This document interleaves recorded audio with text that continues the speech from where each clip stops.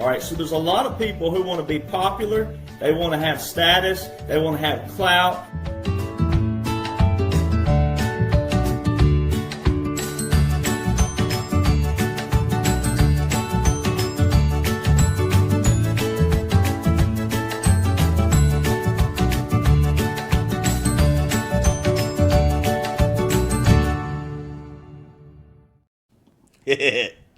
And just like that, we are live. What's up, everybody? I got Coach Mel with me today. Coach Mel, go ahead and say hi. Hey, everybody. Good to see you. Good to be here. I'm so glad. I'm so excited about this episode.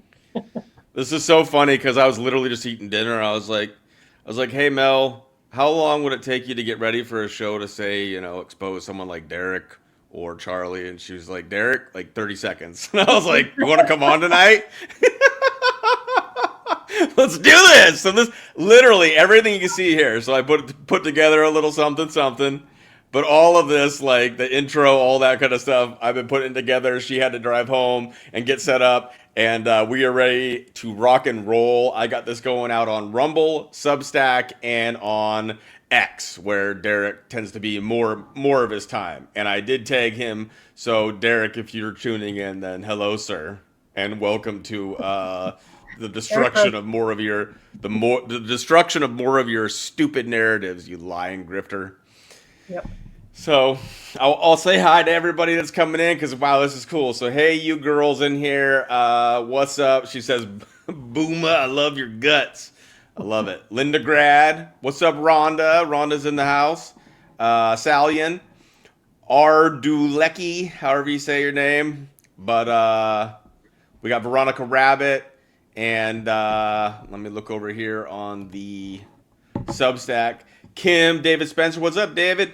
D Mustard Seed, Katanya Rain, Velik, Katanya Rain, Dave from New Zealand, Truly Lynn, Charlie. You guys are all pouring in. Paul, what's up? And what's up, everybody over on the X? So we're just gonna flow. Each of us have so much on this guy that it's just going to be one of those things where it's like, we're going to have fun. I'm sure a lot of you can have some input as we go along here. But Coach Mel, you said you had a few things that you kind of wanted to debunk. Did you want to get started first? Because I got these videos, I got pictures. Some of this stuff will be stuff that I've covered in the past, far past. And I'll just say before I pass it over to Coach Mel that when I came out, so I came out against Gene Decode first, pretty hard, because that's who I had been with. But then I came at Derek, and Derek was the first one where, like, people that follow Derek lost their shit and came at me hard. That he's got a different kind of following. And he's never said my name, and he's never sicked his following on me like he has, like, Mel and a lot of people. Which is gross how he does that. Yeah. But, it was one of those things where it was like, dang, like I had a small channel at the time. I was like, this is kind of intense. And it's been like that for a few characters, but maybe none other than Derek is the one that maybe brings the most crazy out of people. So we do this, like someone was saying, you got guts. Mel's got guts. We're ready to go. But we also have truth as our freaking sword, if you want to say that. So Coach Mel, go ahead. Let's start debunking some of this shit. Yeah, I wanted to say, I had things to do tonight. I didn't have just like space in my night, but I'm like, he invited me to come do this. I'm like, catnip, I can't. I push everything off the plate. Let's go do this. I can't help it. And if anything, since you tagged him, especially, and with me on your show, you want your name said by Derek Johnson. I'm the person to probably cause that to happen. Oh my gosh. So yeah, I wanted to talk a couple things, and I'm sure your audience probably doesn't believe these things anyway because they're well versed in truth and understand. But here, this is going to be information that if you've got friends or others who believe this stuff, this is obvious debunking of stuff that him, Charlie Ward, Nino, Alpha Warrior, all these people put out, and this will debunk. It's just going to be two things because I don't want to take all night. I could go for hours debunking stuff, and I did, by the way, right here. Right. I debunked it all here, but I'm actually going to bring out something that's not in the book. I'm going to expand on a little bit. So let's take two things. A lot of times Derek says that the War Powers Resolution Act of the new revision of it. It started in 1973, but it gave Trump the ability to declare war. That it gave Trump declared war through the War Powers Resolution Act, Title 30, 50 USC 1550. Okay. He has banked so much of his platform on that and on the military coming before the Constitution. Completely false. So I'm going to debunk what he said about the War Powers Resolution Act, what it is, and how it has nothing to do with 50 USC 1550. And here's why. So he says that now if you he did a live. I went on Real America's Voice and actually called his name to tens of thousands of people, hundreds of thousands of people to be on the lookout for him. He got mad. He went and did like a 2-hour roast of me on Facebook afterwards. Because And that's a pretty big platform, right? yeah, it's massive. It's Steve Bannon. Yeah. So Right. anyway, I want to show everybody because I kept telling him I was in the comments in that Facebook chat, and he's saying, Mel is such an idiot. She doesn't believe that the War Powers Resolution Act and blah, blah, blah. And I'm like, no, it's like the NDAA. It has nothing to do with the War Powers Resolution Act. So if you're not following, if you know anything about Derek talking about the War Powers Resolution Act, he completely takes it out of context. So I'm going to share screen with you real quick. Let me pull it up. Share screen using, I can't do that. Okay, share screen. Make sure I get the right one. Yeah, here it is. Okay. This right here is the National Defense Authorization Act. And it took me a while to scroll down to this because my computer was glitching, but it's not now. Okay, let me scroll back up.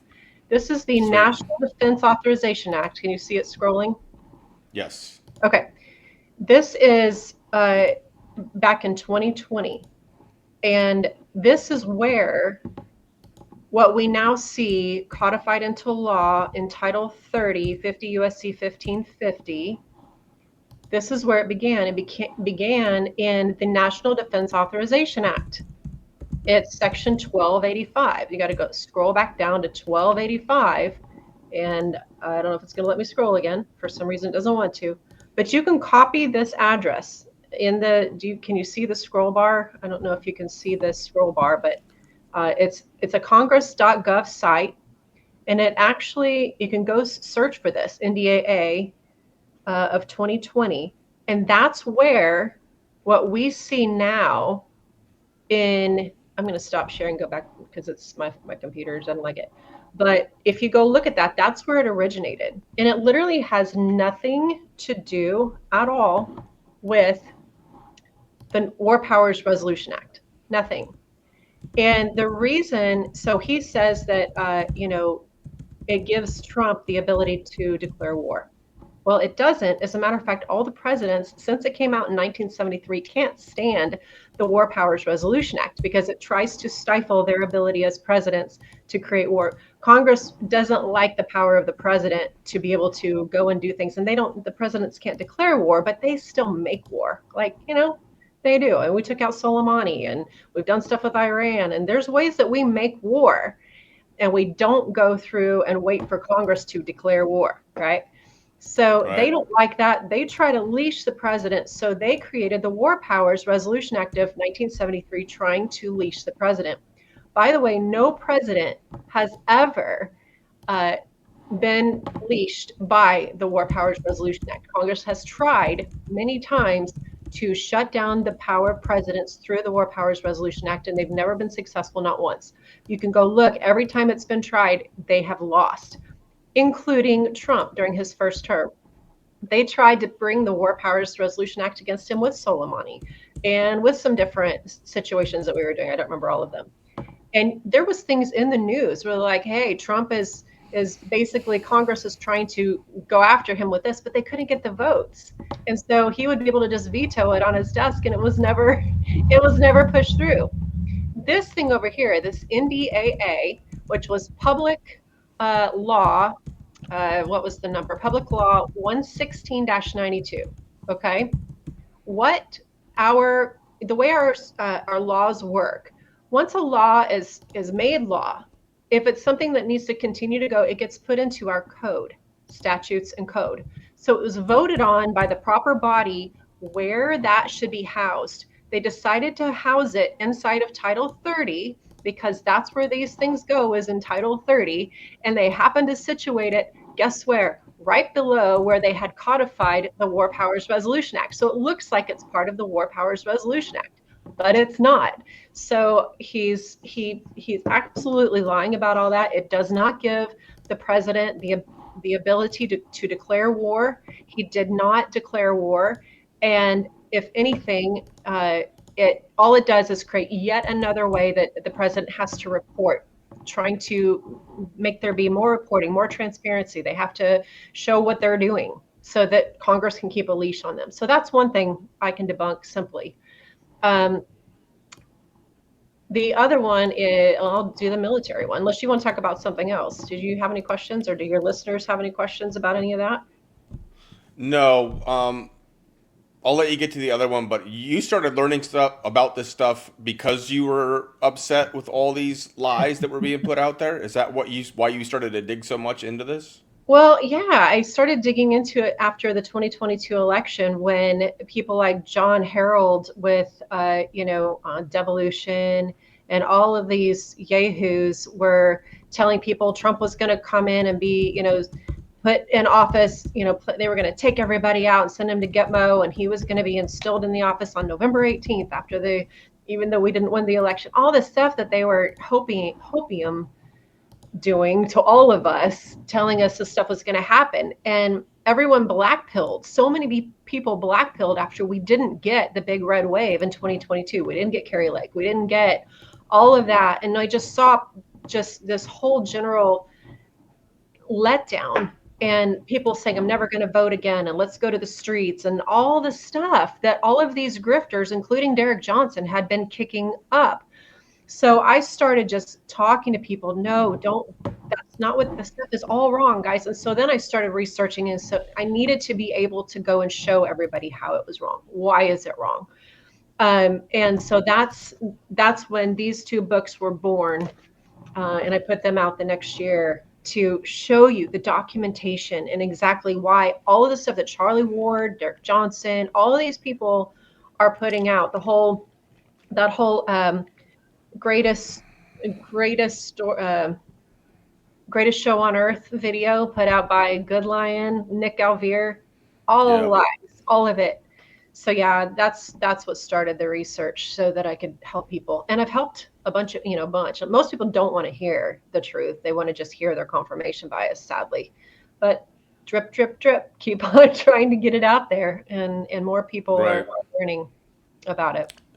And the greatest show on earth was probably the biggest truth or propaganda piece that blew up. Everybody was sharing it. A lot of it came from Derek Johnson's blueprint, but a lot of it started from what was the name of that guy that initially brought it up? Because it was about the sword dance. It was about Trump's capitulation tour. Yeah. Yeah, whatever that guy's name was. I can't even think of the other guy's name that was. I think he's still doing stuff, but I'll have to remember his name. Somebody in the chat, please remind us who started the capitulation tour stuff. It's right on the tip of my tongue. I just thought it was Derek and Nick. I didn't know there was another person.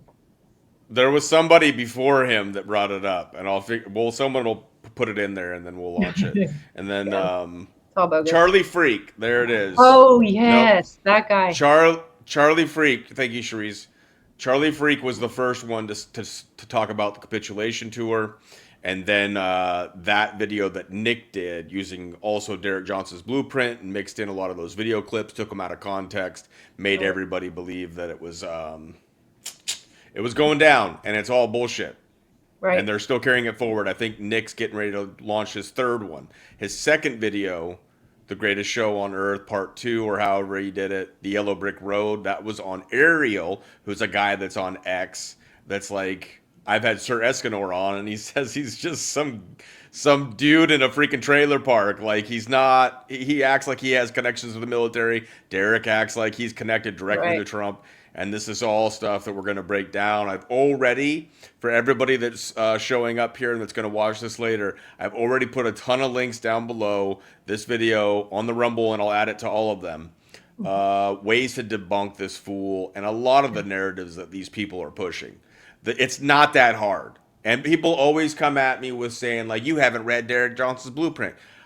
I don't need to read the whole thing. It's him copying and pasting it, a bunch of bull crap, and then he takes it and mistranslates it. And I have a veteran.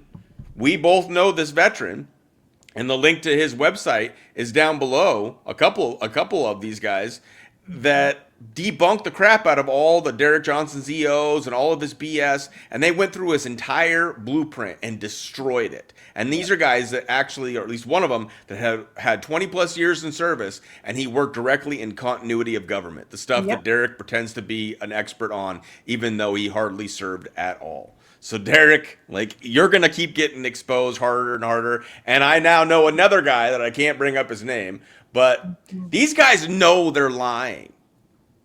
These guys don't even really like each other because, like, there's slight, like, they're all fighting for, like, the bigger piece of the pie. They all have their own little taste of it. Some people are more towards Q. Some people are more towards, you know, Nasara, Jasara, QFS. And then you got Derek, who's laws and orders. Well, Derek can't be relying because he's talking about laws and orders, and you can go to government websites. He's mistranslating it, and he's not an expert on anything. But I can hear Derek right now all of a sudden. If you want my platform, then you can fucking take my platform. Yeah, we're going to take your platform, Derek. I don't want your platform, but if we could take it from you and then just give it back to the people instead of to your grifting ass, your narcissistic, egotistical ass, yeah, we're going to take it. Oh, just I hear a little bit more. If people can say, you have an attitude problem, well, maybe I do.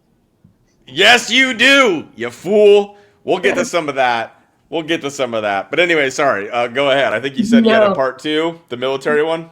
Yeah, he's Greta Thunberg. I mean, doesn't he sound like her? He just sounds like Greta Thunberg. Yeah, so the military thing, he banks all of his, the reason all this can happen and the military is in control, which is completely stupid, is because the military came before the Constitution. Therefore, they can go around the Constitution, and that is just not true. The military did not come before the Constitution, not the military we have today. There was a military set up. So the very first thing that was set up was Congress. It was the Continental Congress in 1974. In 1975, they set up a Continental Army. And this was because they're getting ready to gear up. They're like, we're going to go to war, right? And so they have this Continental Army, Continental. Okay, so Continental meaning this was individual militia from the 13 colonies that they were coming together as an army, but they were still, their jobs were being militia inside their individual colonies. We weren't states yet, we were colonies. Also, by the way, some of these states did not send any of their militia because they were still, you know, married to Britain. They still liked Britain. Most of them sent militia, but not all of them did, because they weren't all in agreement. So when we were fighting our war, we were fighting some of the people that were on this continent already because they were fighting with the British. But anyway, these individual militia from these different colonies came together to create an army just for the war. And then when the war was over, now we said, okay, the Declaration, which was put out in 1776, a lot of people think that's when the war was over. That's actually when it started.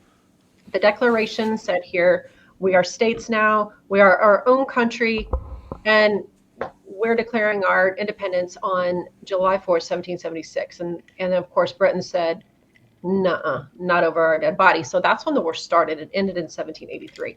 So we had this Continental Army. They also stood up a Continental Navy and a Continental Marines. Okay. So as soon as the war was over, guess what? All three of those Continental Army, Navy, Marines were disbanded. There was no more military. There were a few people at an outpost guarding, you know, military stuff, but there was no Army, there was no Navy, there was no Marines. It was disbanded. All those guys went back to their now states, because we're states now, went back to their states and continued their militia duty as per usual.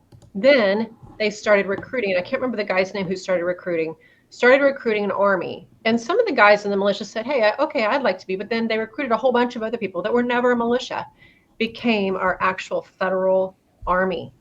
And then there's like the act of, you know, creating the Army, the act of creating the Navy, the act of creating the Marines, all those. The Navy and Marines wasn't until 1796. I forget what year it was.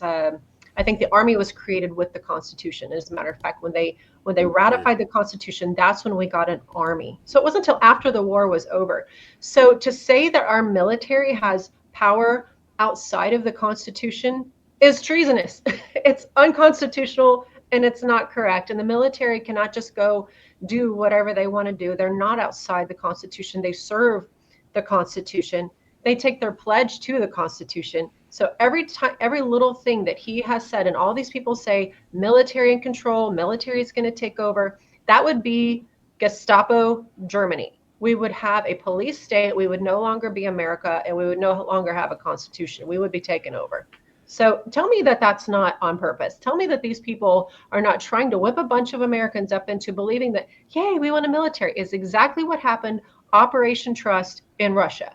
That's what happened, was exactly that. We want the army to come take over for us. We trust the army. And then guess what happened? So you tell me that's not nefarious. Yeah, I've gotten in so many arguments online about. Obviously, Derek has never recognized me, and Derek, I'd love it if, and sorry for the language, but I'd love it if you weren't such a pussy, and that you would actually debate somebody like Coach Mel, or I have other names in mind. You can come on my show if you want, or I'll go on your wherever or whatnot. But you guys always go to all your little freaking round tables where everybody just applauds everybody. It's great con, guys. Great job lying out there and spreading more narratives. You guys are such phony liars. He knows he's lying, and he knows he'd be unraveled in like 2 seconds. He can't afford to. He would lose everybody. Yeah, it's not that hard even. It's, whoops. I don't know where I went. Anyways, I'll be back on in a moment. Don't even worry about me. I'll figure this out. My iPhone's having issues. Yeah. No Anyways. Yeah. So there's so many things that I could take him to task, and I mean, he won't, and he knows why he won't. But he loves to bully. I mean, I tried to sue him, and I couldn't find a stupid attorney that would take the case. And it costs how much? Like, I mean, not that you need to get into the specifics of it, but it costs a lot of money to sue these assholes. It does, yeah. Just to get started, right? Yeah, that's some of the issue. They want $1,000 retainer, which, okay. But then after that, there's no guarantee that you're going to get any money. It might just be like, oh, go take that stuff down. Okay. Well, so it's like really not. It's very cost prohibitive, unfortunately. Yeah, and they all just stay in their little lanes. But I think there's going to be more whistleblowers that have had experiences, like kind of in the podcast world, potentially coming out, or the people that have been screwed over. There's still people that haven't gotten their merchandise from guys like 107. 107 pushes a lot of the similar stuff as Derek, but he takes little pieces. They all have their own little thing, like I said, their own little deal. Where Juan acts like he's like kind of close to Trump and stuff like that, and he knows exactly what's going on. And this guy's a major con. We'll get to him at another time. This will be about Derek. But I want to show some things. I got a couple things lined up. I got some videos to mix this up. We'll have information and we'll have some fun. Even though some of it's kind of agonizing with this fool. But I've got this video that I don't think anybody's ever seen that somebody shared with me.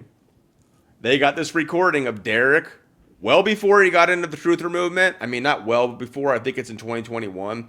Don't know the actual date. But back on Facebook, he was the same way that he is in the truther movement, complaining about not enough people sharing my stuff, not enough people paying attention to my laws and orders and my blueprint. And he's freaking out, and he's drunk, I think, in this. But he's complaining about his standing in the country music record, blah, blah, blah, all that kind of stuff. So let's see. The same old Derek that failed at country music and then found a way into the truther movement. Same old Derek. Right to me, telling me they were going to commit suicide till they heard my songs. If that don't gut check you, then I don't know what will. So fuck you, Michael Turner, and fuck you, Matt Johnson. That's why I do country music. So fuck you. When a soldier writes to you with a pistol in their mouth that they were going to commit suicide, and your music took the pistol out of their mouth, fuck you. And then y'all get to sit over there, and some of you probably over there stewing and laughing that I'm having a meltdown right now, when I'm having a wailing moment and I'm having a cash, I'm kicking out the fucking footlights right now, okay? That's what's going on right now. And all my family over there, oh my gosh, he's cussing. Yes, I'm cussing. I'm slurring, I'm cussing. Because something's got to give.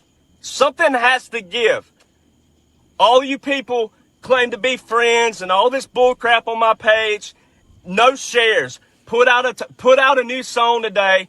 I get 23 likes, no shares. I'm on the same chart as Morgan Wallen, Luke Combs, Luke Bryan, George Strait, everybody. There's a system to country music. It hasn't changed. Now, unfortunately, you have to hit top 25 now to your markets. But it costs mega money. And if all of you realize what you're actually spending and how much that it's costing for these artists to go out there, you would actually pull for someone like me, who actually set a Billboard and country music record doing so. But y'all fans don't understand that because you don't even know how it works, okay? So you got Morgan Wallen and all these people. It costs on average $750,000 for one song to chart Billboard. One song. So this guy is he's got his little shtick down. He starts off with your emotions. He wants you to, he's talking about how he's saving people from committing suicide and stuff. And if he did, then God bless him for that at least. But I think he knows what he's doing every time he does this kind of stuff, where he gets on your heartstrings and he listens to country songs. He's talking about being a military guy and he's singing in country music and he's saving people from committing suicide. Then he gets into the complaining about how not enough people are sharing my stuff and how you guys don't do this. And then he complains about the music industry, just like he complains about the podcasting and the people that are coming out here trying to debunk him. So he does this same freaking shtick that he was doing well before the Truther movement. He's doing the same song and dance. Yep. Yeah, he's a whack. I gotta want. Okay, this is mean. There are people with autism, and I feel for that. I have a nephew that has autism. But does he come across to you like that anger stuff? I know that, like, literally I hear Greta Thunberg just in a male voice every time he talks. What does she have? Is she an autist? Like, is she autistic or is it like Asperger's, like Asperger's, semi-autistic. So I kind of wonder. I mean, and I'm not being rude here because physical medical stuff is real. Right. I just wonder what he's so angry, right? Yeah, all the time. Give Alabamans a bad name for sure. Right. For sure. But yeah. And this is part of it too, because when the wars and stuff like that are going on, these guys have a narrative out there that the war is won. Obama's, Hillary's, they're all replaced. They're all already military tribunaled. It's all a movie. Derek goes out there when people are dying in like the Ukraine-Russian war, when that really started to kick off, and he's saying this is beautiful optics. Mm-mm. Because it's just scary. Optics for the normies. This is what really messed me up, Mel, when I was with Gene, because the whole Afghanistan thing happened, and he tried to tell us that it was all a movie and that it was all just ha ha ha, no one's really dying. And then you start hearing like the actual veterans coming out that came from that, like a couple years later or whatnot, telling the stories about it. Or you started reading the news articles about how women were holding their babies over the barbed wire fence to the military, the U.S. military, to save them from the Taliban. And then these women were getting viciously raped. People were being shot down, murdered. And these guys are saying this is a beautiful movie. It's all optics. It's terrible. It's terrible. I mean, it's you just think they're like leading people so that they can get money, but I've got to think that it's more than that, because Charlie Ward is not from this country, and he's platformed people like Derek Johnson and others. And he's probably been the biggest one to help Derek grow. Yes, because Charlie Ward had a massive. I mean, when you push that you're the lead, or you're the, public spokesperson of the QFS, Quantum Financial System, the new world financial system that's going to bring abundance. Yeah, that's a great con, because people want to hear that. And Derek goes on his show all the time. or But for this stuff was. to be so insidious and to be so big, there's got to be dark money. There's got to be something bigger going on. I mean, they're literally propagating an Operation Trust, not just across America, but over across the world. I mean, there's so many people outside of the United States that are pushing this stuff, and that's scary. It's like, why? Who are you, and why? What is going on? Are you part of some bigger cabal? And I honestly think that they are, and they've sold out. And I wouldn't be surprised if Hillary Clinton's involved or somebody like that. Like even with the Q stuff, I mean, we're starting to see, I think, some friends of ours that have been doing a lot of that debunking of Q, tracing it down to people that might have like ties to the liberal left. So to throw off us, even maybe possibly even to Obama. I mean, of course they've infiltrated. Right. They didn't just stay over at CNN and MSNBC and all those places. When we platformed, when we started platforming all of this and saying, okay, we got away from mainstream media, they didn't just let us have this corner of the world and say, we're going to stay over here on, mainstream media and you guys can just have the internet. No, they didn't. What did they do? They've guised themselves as us. They've become, friends in the patriot space, and they're selling all this stuff. And all of this leads to anarchy. It leads to, civil unrest if things don't go a certain way. Just like in 2022, that was kind of a small test of that. But, we didn't get Kerry Lake. We didn't get the big red wave that we were expecting to. And people were going crazy and people were saying, let's go to the streets. I'm like, yeah, this has all been kicked up because of Q and because of devolution and all these things that people have been putting out there. And guess who's making all the millions? I don't make anything. I don't know if you make anything. The people who are telling the truth. I've made less than $5,000 in donations in 2 years. Right. We're not making anything. The people who are selling this stuff are making millions off of truthers, off of conservatives, off of people who. And I'm doing a series on spiritual manipulation. I'm dropping number 5 tomorrow on my channel. But we're going to get into narcissism. We're going to get into all the dark tetrad of antisocial disorders and so forth. But a lot of this is, it's the art of the con. It's all spiritual manipulation, and they're using Jesus and they're using God and they're using the Bible, and it's going to be biblical. And they're using the idea of Great Awakening. If you go back and watch my last, I think it was the third one on spiritual awakening, I talk about the entire co-opting of the spiritual awakening, or of I'm saying spiritual awakening, the Great Awakening, how they've co-opted the Great Awakening, and to turn all this stuff. And the Great Awakening was always about coming to the Lord, but now it's using the Lord's name, Great Awakening, and sticking Jesus by a frog, and using Jesus in the middle of a picture of Q. They're propping themselves up to the Son of God, to Jesus himself, and pushing this narrative of a Great Awakening that is all about politics and about America and about anarchy.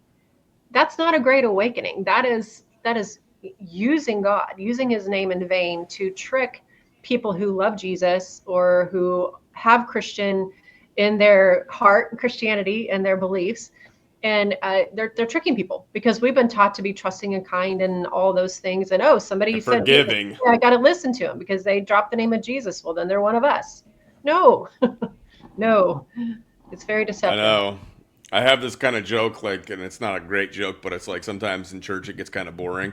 So like when I struggle with being in church or whatnot, you can be like nodding out, or you'll be thinking about something else, and they'll say, Jesus is Lord, and you'll be like, Amen, Amen, and you'll be like, right, you get sucked right back into it. It's like a trigger thing to pull people back in. It's like all they have to do is say, Jesus is my Lord and Savior, and all of a sudden all these Christians are like, he's believable, whatever he says, he can't lie. And then they just get sucked into it. Jesus and Trump have been the number one grifts for the last 8-10 years now. I don't know. This thing is going by, it seems like it's going by fast, and it seems like it's going by slow. It's a freaking really weird time warp that I feel like we're in, because lately it's been bringing back 2017 and 2018, maybe even to 2020 grifts. Now, Derek didn't come in until 2022. Right. So he came in, like, it was weird how some of these guys came out, because a lot of people came out during COVID, but there was the Q movement. So you had the grifts that were on there. Guys like Gene Decode were about 2019. He kind of came in. So you had these things that were starting to grow and build momentum because of Q. And then you had Convid. So then you had Charlie Ward just going out for a little walk, and I heard this from blah blah the people that I know, and he pulls you in with the 5D and all this kind of stuff, and he has this little buttery bald fat appearance, and he's got that charm. Some of these guys got some really good charm. Derek's even got a little country western charm in him. Ugh. But they suck you in with their narratives. And then it started to kind of fall off because the mass arrest didn't happen when the fake Biden allegedly was coming in. Mm-hmm. And then I think Jan Halper Hayes came in when the movement was low, refired it up, and then nothing really happened. And then Derek came in at 2022 and refired it up. Some of these guys came in at pivotal moments during the truther movement to reignite this narrative fire. And then it's kind of fizzled. Now Trump's back in. Some of it's kicked back off, but because of some of the stuff that's going on now with the moving away from Epstein, which basically was the Q movement, all about pedophilia, Epstein, Pedowood, and all that. Now people are starting to ask questions. So we think that now is probably the best time to attack some of these guys and really challenge them. Because if you just sit through, like I did a little show, I think it was the one right before this. It was called Grifter Shamathon. All I did was just poke fun at them, pull up some of the stuff that they were doing recently, and there was this like round table that Derek was in, and I just listened to enough of it where I'm like, they're literally saying nothing. They're saying nothing other than everything's already been taken care of. We're about ready to see the big reveal. The movie's about over, which they've been saying for years now. Years. It's getting nauseating. It is. It's so stupid. I can't believe they're able to actually still make money on that. Like, as soon as they stop making money on something, they got to shift their grift a little bit. They go, we got to bring in something new. Oh, shiny object over here. Just keep people moving along. And I really do encourage people to come listen to the one I'm going to drop tomorrow, because it's all about that. It's literally about the fog and the weariness and the tiredness of, oh my gosh, it's called hypervigilance. I'm going to talk to you all about hypervigilance tomorrow. So come watch my show on the Coach Mel Show tomorrow. But yeah, and I already have MEL'S link, at least in the Rumble, down below in the Rumble description. I already have the Coach Mel Show, your link to your Rumble channel. So now all of you are going to be people who already understand this. I'm assuming your audience, you don't really have people in here, unless we've got some of Derek's crowd who's over here to troll, but they're usually not going to be the ones that we win over. But for any of you who do need information that you want to get to somebody because you think, well, they need documentation. I've got a friend. There's a lot of people that aren't even on social media that believe this stuff, which boggles my mind. But this book, Patriot PSYOP, I can get you a link for this if you want a signed copy, or they are on they're on Amazon as well, and it debunks Derek. That's what the entire book with documentation. I put the full documents inside the book. It's kind of fun. There's so many tools for you guys. Like I said, I've already put down, so I also have down in the description, and I'll put it in all of them. I'll even get it up on X for good old Derek to take a look at, which he won't.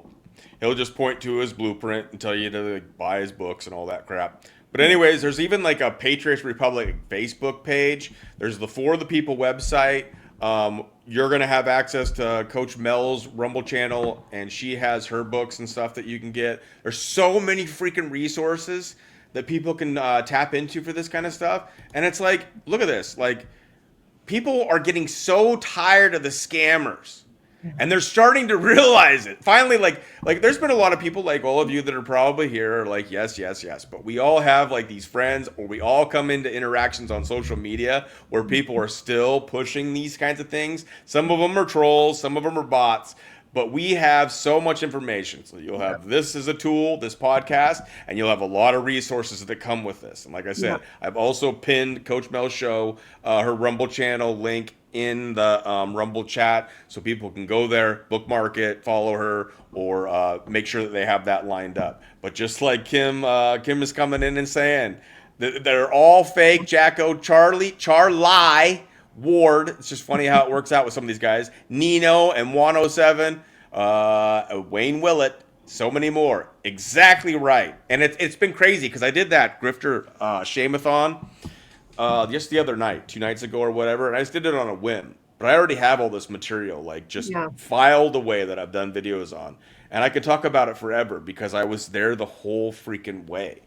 I wasn't there at the very beginning of Q, but I came in late 2019 and I was heavily involved behind the scenes with Gene Decode and seeing how things played out, and nothing that they said what came true that was going to come true. We were supposed to have free energy by now, med beds. I was a coordinator for Gene Decode telling people, this is what people, I want people to really get this. If you've never heard this before, and if you've been on my channel only, you've heard this. It's worth telling again for those that don't know. People that need to hear this. As a coordinator, I basically disseminated whatever information Gene wanted to share with people. He put out a Gmail account or a Gmail email. People would email questions to him, and we would send answers. We would coordinate that information, and we were telling people that had MS, cancer, that were were on their deathbed, or had gotten in an accident, were in the hospital, all kinds of things. They were sick, dying, asking where the med beds are, and we were telling people that the military is putting them out into secret locations, and then that it will be released, and everybody will be prioritized based on the severity of their conditions. Those are the kind of things that I had to tell people, and this was years ago. People need to know these things, and it's not just Gene Decode. It's guys like Charlie Ward. It's Simon Parks, who has Connecting Consciousness, who claim to be part of the rollout of the med beds. They all push gold and their freaking grifts. Gene stayed away from some of that stuff, but he tries to just get you to sign up for his website, and he makes tons in donations. These guys make so much money, it's disgusting. Yeah, it's crazy. Derek's got his books. Derek's got his music. Derek's got his various things that I've pointed out. If you just go to his things, you can find all of his grifts. He's pushing his Midnight Rider freaking book, and he's telling all of his militant fans to go put freaking 5 stars on it, because all the people that are reading it, a lot of the people that are actually reading it critically are like, this is garbage, not even true. Right. Don't even waste your time. Yeah, it's terrible. It's terrible. Yeah, but he doesn't care as long as somebody spends the money to buy it. He's making bank. That's what it's all about. He wants to be famous. He wants to have power, and he wants the money. And I just wonder how many people have passed away since I communicated with them or their family member, and so some of that weighs on me, and that's part of why I do what I do. The other thing is I was listening to Sabrina Wallace on a live that she did today. I don't know if you know much about Sabrina Wallace or I've introduced you to much of her material. Either way, I think she's awesome, and she's a warrior for truth and a warrior for God. But she was highlighting how much harder it's getting for the elderly population to be able to afford to live. And this is the population, think about this, that a lot of these assholes target. Absolutely. They target the boomers and the elderly, the people that have a chunk of change, that they're now getting fear-porned into thinking that this corrupt government's going to take it from them, so they need to move it to their gold IRAs. They need to move it maybe even to XRP, crypto, which is something they don't even know nothing about, so they're going to lose money even trying to figure that out if they even try that. But they'll get connected in with some of these people that'll get them set up, and they'll literally move their money. And we saw through at least the Phil Godleski Gold Coal situation where people lost 40 to 60% of their money in the transfer.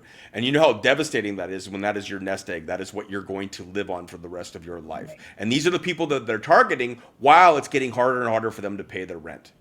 Right. That's how gross this whole situation is. That doesn't even get into how I believe that these guys are running distraction and pacification for human trafficking and pedophilia, which they said in the beginning they were fighting. Yeah, and here's a tell about the gold and the silver and all that.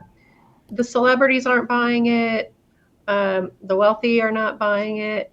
They're preying on all this gold and silver stuff and all the Bitcoin and all the XRP and all that stuff. The wealthy aren't buying it. So if the wealthy aren't buying it, that should tell you something. It's the wealthy who are getting you to buy it, and they're making bank off of you. But, we had some silver, and we figured out, okay, if you go look at silver, and you even look at gold's going up a little bit, but there's no big, fear porn is what this is all about. They tell you there's going to be some big drastic whatever. This has been going on for decades that they do that. They tell you that there's going to be, yes. Think about when 2000 rolled around. Oh no, everything's gonna, freak out because the year 2000, which some things did freak out, but the money didn't so much. They plant all of these things to get you full of fear, So, and then they come in with the solve. They create the fear and then they give you the answer. Okay, well, so if Yes. somebody's whipping you up in fear, first of all, what does the word say 365 times? Fear not, be not afraid. Don't be afraid. If you're listening to these people and you're allowing them to cause you to be afraid about your finances, guess who's not your provider? God's not. But when we get in that place of trust with him, where I trust you, God, with my money, and you know that it's all his, and then you're listening to him and you're doing what you're supposed to do with your money, then these people can't come in with fear porn and take your money from you. And I'm with you. I feel so bad for our elderly because they are being, most of Derek's followers are grandmothers. Right. And it's sad to watch them because they just, oh, sweet Derek, he would never do anything like that. Like, oh, dear God, grandma. I'm a grandma too, Right. but an older generation of grandmas are just falling for it. And they're becoming so hostile. Have you noticed that too? Like they're starting. Oh man, I've gotten into it with some of. I try to have fun with them because I understand what it's like to believe in some of these people and their grandmas. Like I can tell that they're ladies, so like I try to like joke around with them, but they come savage at me. Oh yeah. Like early on in my show, I had a lot of videos where I was very emotional because I was coming out of a cold and I was dealing with health issues and I was having issues even with my hand to do this work. And so like I had a lot of like emotional videos. And this grandma comes in on me and she says, I watched 2 of his videos and he cried in both of them like a little baby. He's a simp or whatever it was. And I was like, dang, woman. These people are hardcore just because I talked some smack on your hero? Damn! Yep. It's sad. It's sad to watch that, but it's real. These characters being shown, that's for sure. It's unfortunate. Yep. But here's a little truth nugget from Derek. Easier to con people than it is to convince people they've been conned. There you go. It's easier to con people than he's right on there, and he's betting on that. He's betting on because he's sharing that with you, and that's what you get with the truther movement. That's what Satan has turned this why it was called the truther movement is so gross, but like Satan had his hand in it the whole time, it seems. Yeah.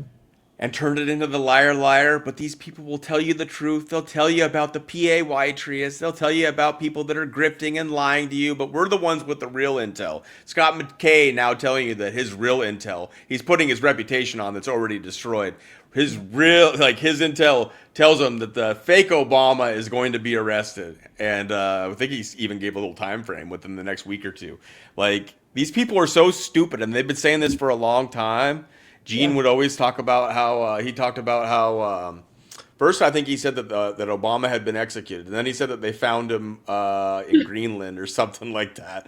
Like there's been so many changes with a few of these guys on how they've managed to get around some of the things that don't make any sense. Like it was supposed to be like Jimmy Fallon had been taken out during COVID, and they stopped doing the shows and stuff for a while because of they didn't want to have the people on the sets and stuff like that. And then all of a sudden he pops back up. Tom Hanks is still an interesting one. I think some of this stuff was played almost like a psyop with Hollywood, the CIA coordinating with Hollywood and the truthers is what I feel now. It's my opinion based on this because nothing really came of it. But Tom Hanks, it seemed like, had maybe been taken out and there was a lot of weird videos. I think it was all psyops at this point, but he's made so many movies ever since that he was pronounced dead and people said that he was dead.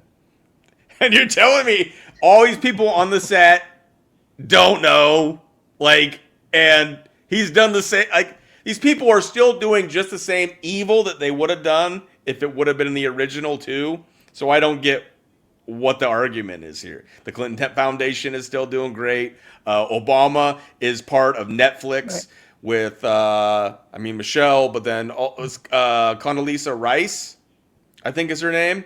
Anyways, some of these people are also on the board of Netflix making bank. Why would their clones or doubles or whatever be making all this money? It makes no sense. Wake up. No, it doesn't make any sense. We're waking up from the counterfeit awakening. Yeah, nobody can go to Guantanamo Bay that's an American citizen. To me, that's the stupidest thing. Like, it's only for foreign enemy combatants and for military, although military is never sent there either. It's a detention center. No one gets killed there. There are no executions that happen at Guantanamo Bay. I mean, that Real Raw News guy, Michael Tuffin, he goes by Michael Baxter. His real name is Michael Tuffin. He hates Trump. Yes.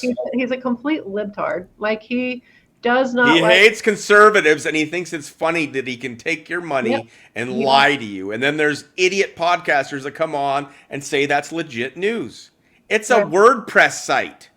Right? Yeah. What the fuck? Yeah, he's Sorry. he's totally making fun of Trumpsters. He calls them rabid Trumpists. He calls anybody who likes Trump a rabid Trumpist, and he just loves making fun. And so he's the one that created the whole Real Raw News and the whole Gitmo thing. It's so dumb. It flies in the face of the Constitution completely. There is absolutely nothing constitutional about Americans cannot be held at Guantanamo Bay. In fact, I'll just tell you this real quick.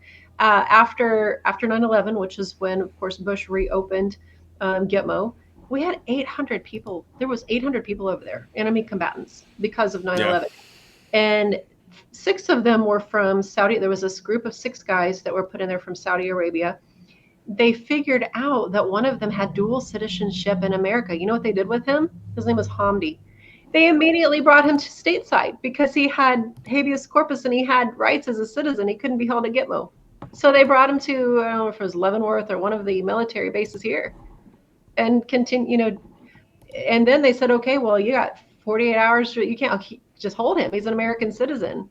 So they had to negotiate with this guy and said, okay, well, you give up your citizenship, we'll send you back over to Saudi Arabia. And they did. He couldn't be held at Guantanamo Bay because he was an American citizen.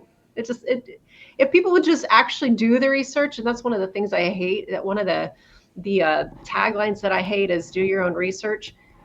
People, oh my gosh.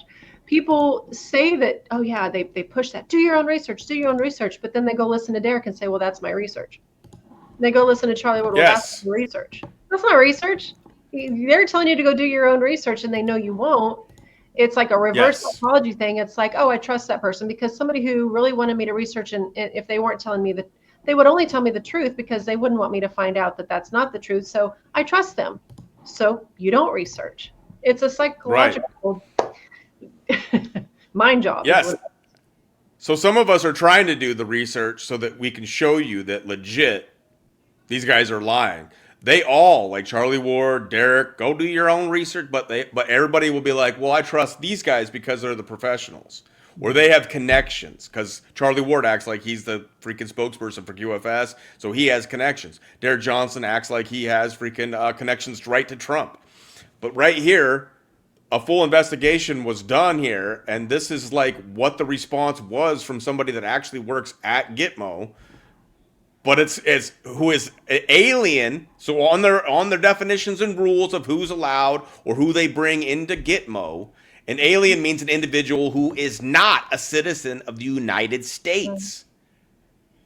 So now when we were getting rid of all these immigrants and stuff like that, yeah, a lot of them could go. But the idea for the longest time with the Q movement, because Q posted Gitmo stuff and whatnot, was that all these celebrities and all these politicians and Americans were going to Gitmo. It's not true. And I got death threats for exposing Michael Tuffin, Real Raw News, the truth about Gitmo, and the BS that Derek pulled by acting like he was going to go down and actually watch tribunals. He was going to go down and watch court proceedings. He didn't have media credentials, so they were never going to let him in. They were going to allow him to still report from CCTV, like a location off-site where you watch it on the screen, but that wasn't good enough for old Derek, and it obviously wasn't going to show any freaking politicians or any celebrities, so he declined. But he made a big deal about it and made probably a fat chunk of change because people got so excited about him reporting on that crap that never happened. Right, and they never got their money back either. He made bank off that, I'm sure. But yeah, we've got I don't have the receipt now. I deleted my True Social account, which I had everything on there. But the receipt of the guy, Derek kept trying to apply for his credentials. And this guy's like, I don't know why you keep trying to do this, but we're not letting you in. I mean, like right from the guy who was the one to give those out. who just wouldn't give it to us. So we only give these to real journalists, is what he said. Yes, and Derek's not a journalist at all. No. And so, I love how you guys are like, people in the chat are like, they're like getting so much more educated. When I was first coming out with this stuff, people were asking me so many questions, and now more people are tuned into what's going on. But a lot of this stuff, like Charlie, like we said, gave Derek probably his biggest platform for the longest time. Charlie's done this for a lot of people. I won't get into the Flynn stuff, but Charlie Ward was outed on his own show by some gal that was trafficked. So there's that. She recognized his voice from when she had been being trafficked on a plane. M Seeker of Truth covered this. I've put that video on my channel. But M Seeker of Truth on YouTube. Go there, you can watch it. You can just type in Charlie Ward, and he's got videos. So not only did a girl recognize Charlie's voice, and Charlie was like, oh no, where was that at? And she like named some area that she thought it was, because like they don't know where they're being trafficked to usually. That's the whole point. They don't want them to know where they're at. And Charlie's like, no, I wasn't in that section of the world.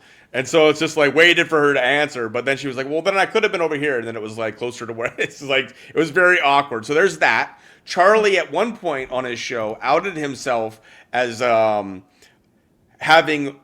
curated, I think was the term, curated girls for the BBC while Jimmy Savile was there that were underage. So that's called human trafficking and pedophilia now. Back then, I don't know how they freaking termed it, because things have gotten a little bit more consciously aware in the adult mind of like the development of the brain, what's okay, what's not. I know some countries and religions have their own thing, but I ain't having none of that when you start adding in the science and the way things work with the brain and the trauma and all that kind of stuff. Sexual development, mind development, decision making, blah, blah, blah, blah. I got a degree in psychology, so I learned some of this stuff. Not a wizard or saying I am. However, so anyways, so you have the idea where Charlie's admitted that he's been a naughty boy in the past, but it's not just money laundering or moving currencies. It's human trafficking. And his own son on M Seeker of Truth has gone on multiple times. His oldest son. Now he has a second marriage that he has. Now their young boy, I feel for him, and he's the one that always says Jesus loves you in Charlie's shows now. Feel for that child. But his oldest son from the first marriage has outed him as being a con man. Well, I mean, if you just listen to that M Seeker Truth video where he's like 30 reasons why not to, like whatever. I mean, it should be all you need. So obvious. Like one of the first ones is, he was always calling himself Dr. Charlie Ward. And so he asked him, he's like, so you're not an actual doctor though, are you? And it's like, no, I thought it was funny. I put it on my driver's license just to see if it would pass when I was like 16. And they let it slide. I forget how old he was, 19. And they didn't say anything. They let it slide. And so I parked in a spot for doctors, and a police pulled me over, and he's like, oh yeah, I'm a doctor, so I can park here. Showed him his license, and he let him go. And he's like, it just stuck. Okay, what, 50 some years or however many years. Okay, so you've just been pulling you've been a con artist since you were a teenager, and you just, that worked for you. So you've always been a con artist your whole life, is what you're saying. Yeah, and he just uses his little accent and his little charm and his little butterball body and face to make people think that it was just a joke at first, and now I just call myself Dr. Charlie Ward because that's what people started calling me. And it's like, you're literally telling people that you're lying to them right now.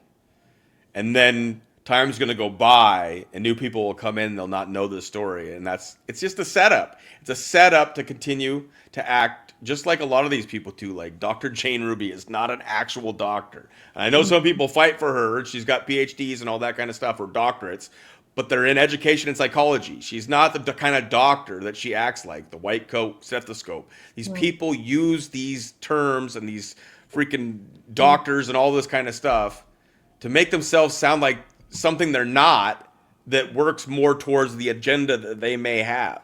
You can tell anybody I hate anything. that. You really can. I could come out here and be like, yes, I have a psychology degree, and I'm renowned in 20 years of whatever, and that's all baloney. I don't have that degree. Right. But you can create a persona of anything. Just You sell people on it. Right. I got a bachelor's of science in psychology, so I always just said it was a bunch of BS. But it was just, you know, I guess it shows that you went into their indoctrination camp and came out after 4 years. So there's that. Yeah. But basically what a lot of this is, because so many of them were connected to Charlie. Nick Alvera went through Charlie. Then you have the connection with, obviously, Simon Parks. You got a lot of people that have gone on the Charlie Ward show. And when you know that he's such a fraud, like to the levels, like unbelievable, like even when you watch their shows and they got gold.com, goldfraudy.com or whatever, you know, their links, and they just show them on there, like brainwashing you to buy into their stuff. That is such a scam. I can't stand the way that they do the banner ads and the way that they throw it on the screen constantly. But when you know that this guy has, at least questionably, and it's been known for a while now, human trafficked kids. Yeah.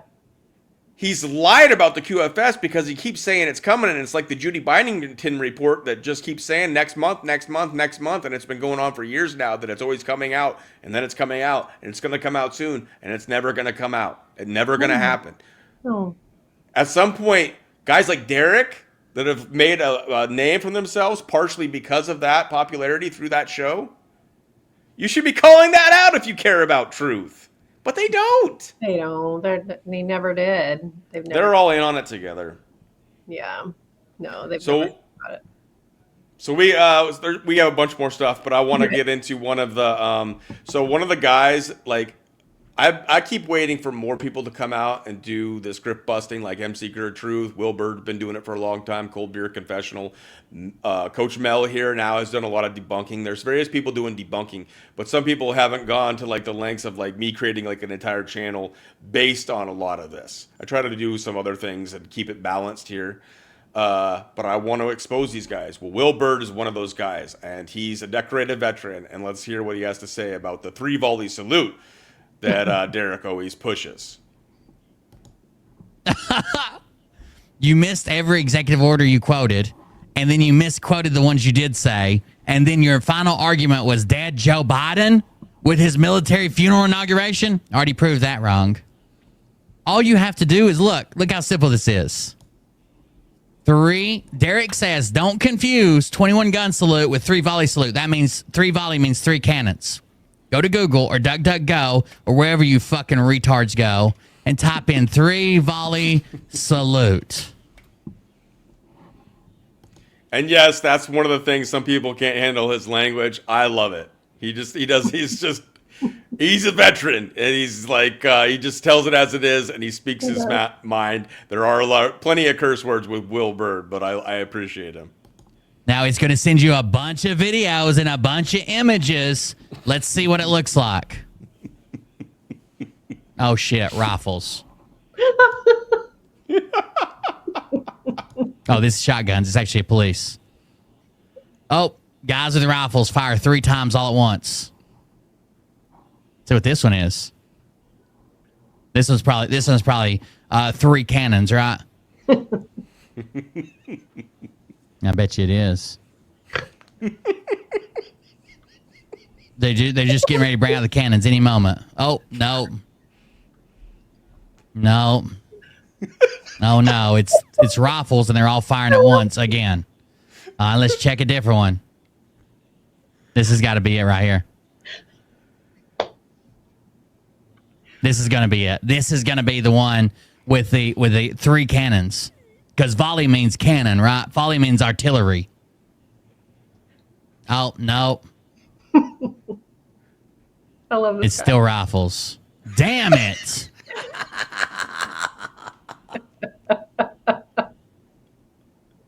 I love him.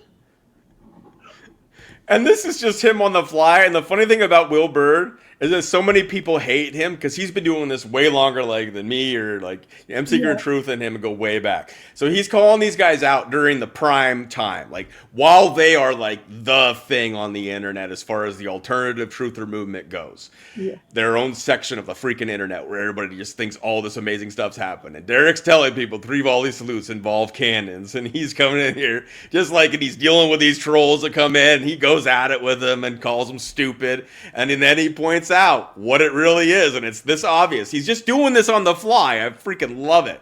Yeah, I do too. He's great. I love his sarcasm. Show me a 3-volley salute that has 3 cannons. Any 3-volley salute. Show me any president's funeral that has 3 cannons firing a 3-volley salute. Show me any of them. Any of them. I'll wait. There isn't one. Nope. There isn't one.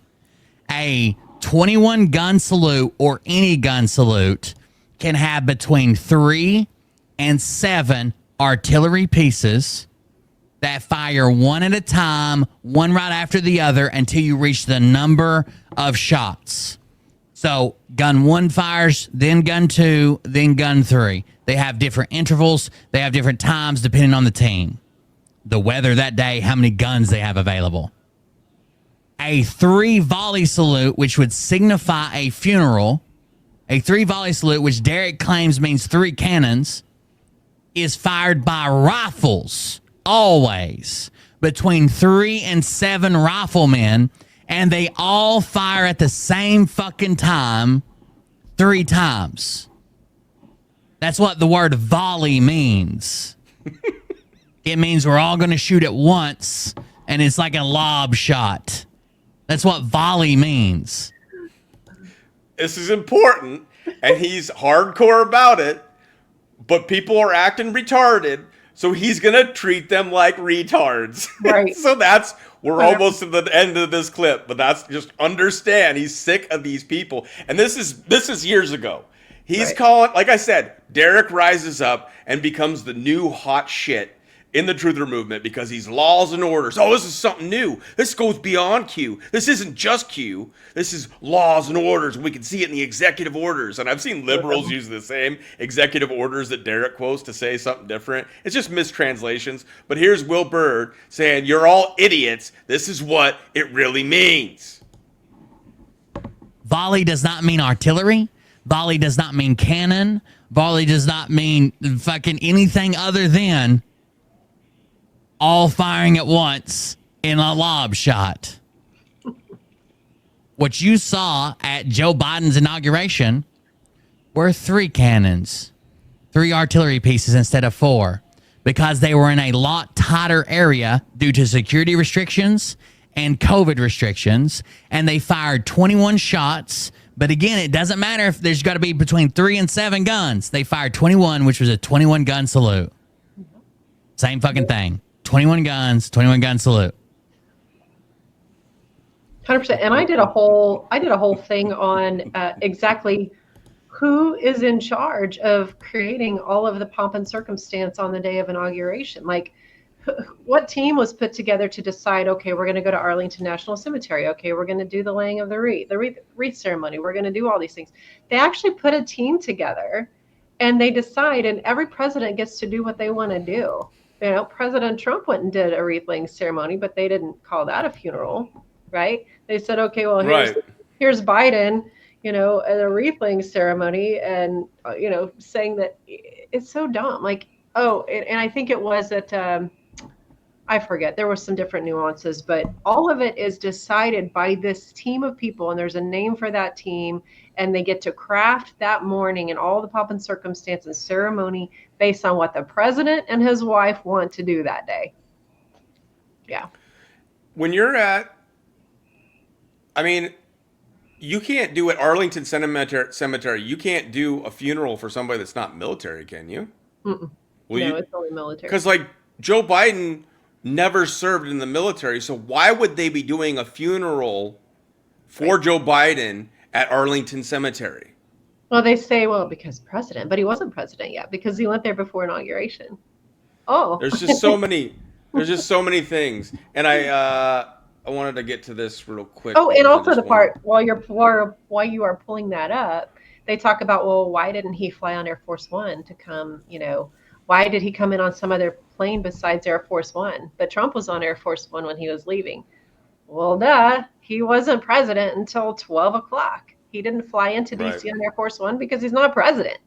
And President Trump is probably the first president I don't know of. I mean, at least in our recent history, or that I know of at all, that didn't stay for the inauguration. He didn't want to be there. He went home. So what is he going to fly?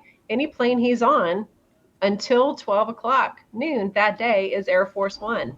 So of course he flew home on Air Force One because it wasn't noon yet. And we have the entire line by line documentation from sorry, I'm slipping with my words. The people that guard the president. What are those people called? Secret Service? Secret Service, yeah, thank you. The Secret Service, line by line, minute by minute, what they did and where they were, all the way through until it's like, okay, time for us to go back and leave Trump, and now we are leaving to go be with Biden. I mean, all of it's logged, every bit of it. Right. And real quick, and I got two things real quick. Ron, this is not true. Will Byrd hates both Fildo and Nick Alvear the same, and he hopes they both destroy each other. I asked him about that. Some people so Will Byrd at one point said everybody has a price. He says if one of these truthers was willing to pay me, and and I don't know if he actually threw out an actual number, but like a really high number, maybe I'd stop exposing them. They took that out of like context, but Will Byrd also actually interviewed Fildo for like 4 or 5 hours and grilled him and got all kinds of juicy stuff on him. Will Byrd hates everybody basically, but he definitely does not side with Fildo. That was BS. I've had some communications. I've never actually gotten to talk to Will, but I've had some communications with him because I asked him that specifically because people were saying that. And then the second thing I wanted to do is show this website.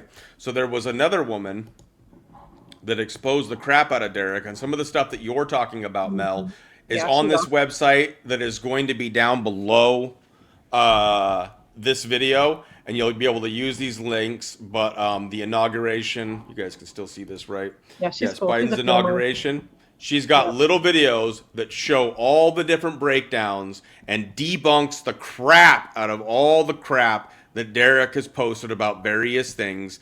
There was the whole, you got the 21 gun salute and what it really is. We just went over the 3 volley salute. So you got all this stuff that is going to be down below this video that debunks the living crap out of Derek.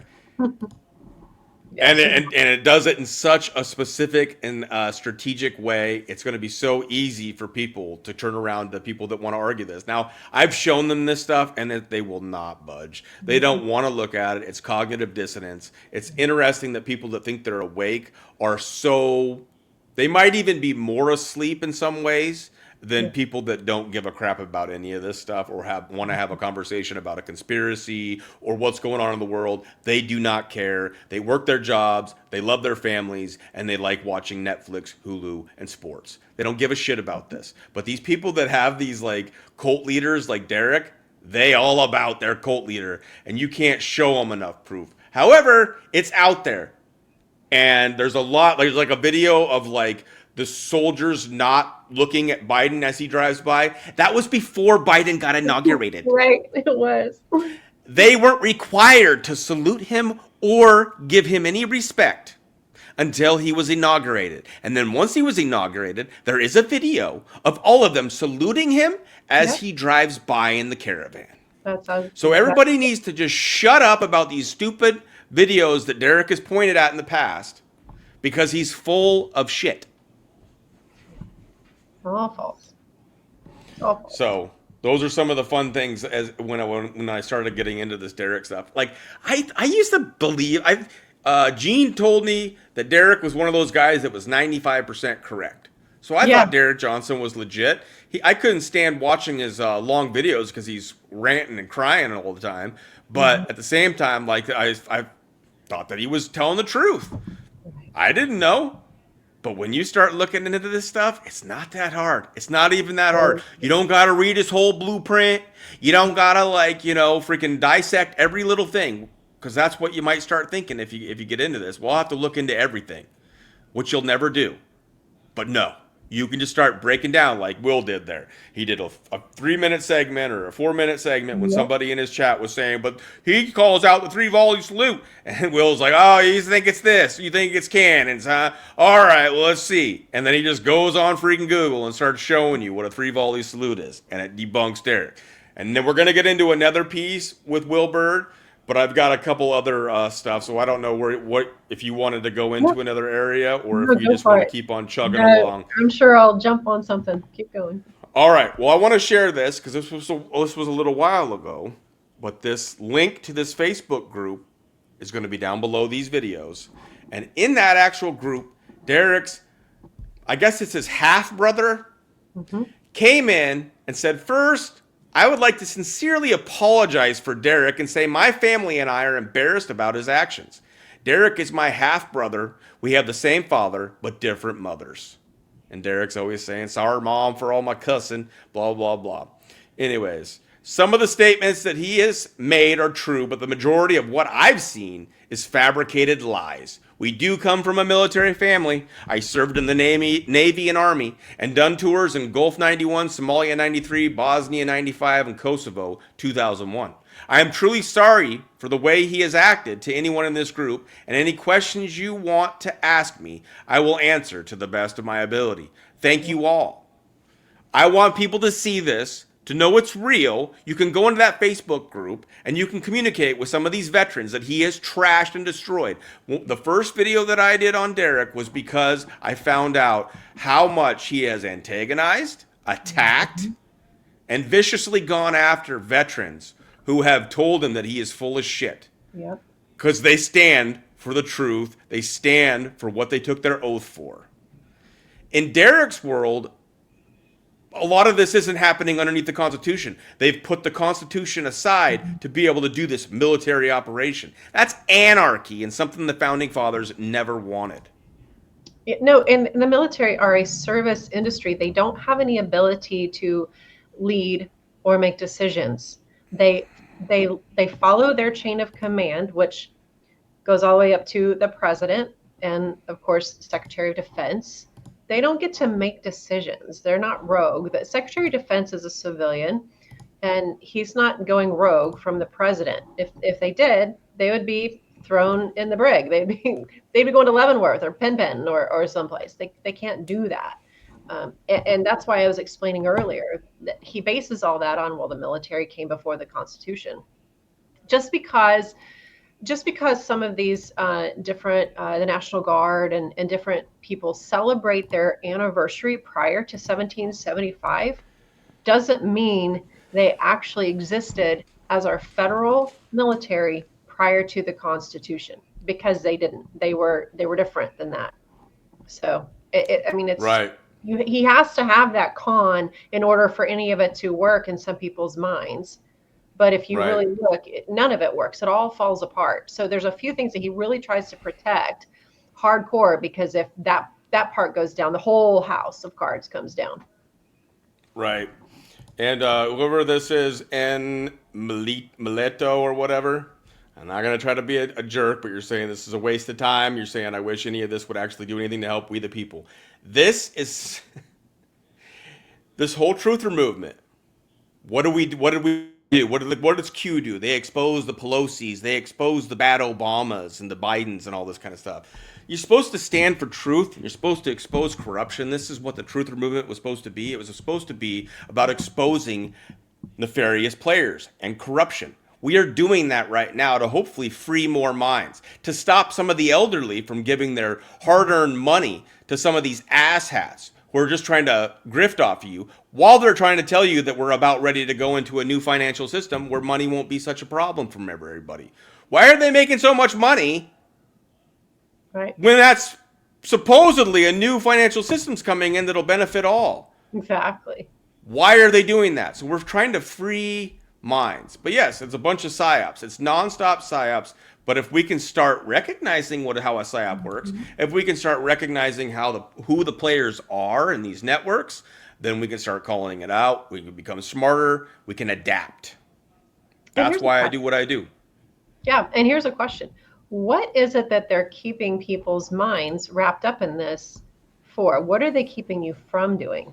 To me, it's 100% learning civics, learning local action, because if you can keep your eyes over here, then you never figure out your power. You never learn, oh, if I did this on Friday, if I went to this meeting on Tuesday with my city council, if I went to these county meetings, if I got involved over here, if I worked in election integrity all year round, if I became an election judge, if I learned how precinct committee members worked, if the people became educated on their power, because we are truly the first branch. This is a 4 branch. This is not 3 branches. We have the executive, we have the judicial, and we have we have the 3 powers.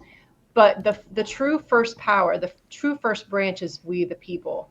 And until we figure out our power, that we're their boss, and it's not them just doing this to us, we're not their victims. We're the ones that decide whether things happen or not. We're not looking to see which one of our judges, when they're on our ballots, well, who are they getting their money from? We typically vote for whoever has the most signs out in the middle of the median at the intersection, because we didn't really go look into it and go, okay, well, I've seen that name and they have a lot of beautiful signs, and so they must be good. So we vote on that person, because we don't do our homework. We don't go find out who's got dark money coming in, who's got our best interest. What has been the voting record of these representatives that are on the ballot? Do we even know? Are they tied into Skull and Bones? Are they tied into different nefarious? We're not doing research. We're just going along. So then we get all these terrible people voted in who make it all the way up to Congress, and then we wonder, why it's so corrupt at the top. And all we're doing, guys, is looking at the top. We're looking at President Trump constantly and Biden. Let's keep our eyes continually on the federal and forget that this country is run on the state level. It is, but it's not sexy. It's not glamorous. It doesn't sell tickets. It doesn't make money. It's boring to learn civics and to do all that. But that's where this country is saved. And it's a sad indictment on us as Americans that we don't know our Constitution. We don't know about code and how it was created. We don't understand, how to set up, juries of the people and all the different things that are our power. We don't know how to do it. We get scared. Yeah. We get intimidated by it. So we just, I'll just go watch other people do it and talk about it. Right. I never cared about politics or any of this kind of stuff until Trump and got pulled into this freaking truther movement and Q and all this stuff. And I thought that we were going to have this brand new utopian world and all this kind of stuff. But when you start dissecting what these people are actually saying, I can't believe I fell for it now. But it's the way it is. We learn as we go. But learning some of this stuff is what empowers we the people. So when people are asking, I wish this would empower we the people, some of it is just hard work, or learning some of this, or working together to learn what is true and what we can actually do. A lot of it is at the state level. I think there's been a lot of overreach by the federal government where they strong arm due to subsidies and various things that they do to give incentives for the states. And a lot of the states have really allowed that to take place, especially in the blue states. But just real quick, Colin was complaining about the spiders and the heebie-jeebies. I thought so. I knew some people would. Start saying that. And so this is part 2. A spider kept crawling off the top of my picture. I'm like, oh, that's spider. So now we've moved to the new background, so you're all good. I knew that eventually someone would maybe start complaining. On your side over there. So now we're on the. If you guys want to have a standoff, we can do a standoff, but we're right outside the saloon. So we are right outside the saloon, so you guys can chill, and it'll be a little bit more chill for you. Buggy. And this is part of the reason. The people are not listening. I've been trying to wake everyone for the last 5 years. No one wants to know anything about Agenda 21 or 10G in everyone's house and the poison being sprayed every day. The chemtrails are still going on. There's various things that we could talk about. We can get into the biodigital convergence, the transhumanism. For this show, though, we're going to stick to this kind of just debunking Derek and all this kind of stuff. But yes, there are distractions, and the reasons why they're putting this stuff out there is to confuse people, to distract people, to pacify people and make you believe that this amazing thing's coming when it hasn't got here yet after all these years, even though they've told you it's going to be this time, it's going to be this time, it's going to be this time. And then they're all like, oh, we never gave dates. Oh, they gave lots of dates. You go back on, like I've said many times, BitChute and look up 107 2020, Gene Decode 2019. And you start finding these videos where they were saying all this stuff. We're about ready to have free energy. We're about ready to see mass arrests, all this stuff, man. So, so the next, go ahead. I think a lot of what they do too, like what your friend there just said in that post, it's like you throw out 20 different, oh my gosh, hyper vigilant things to be scared about, or to, I need to expose these to people and nobody's listening, and you get everybody hyper vigilant. Just talking about all this stuff to people isn't going to do anything. But we have this, it's been pushed into this, Q movement and onto the social medias. Oh, you got to go and wake people up. You got to go wake people up. You got to go wake people up. That's also part of the psyop. No, that's not your job.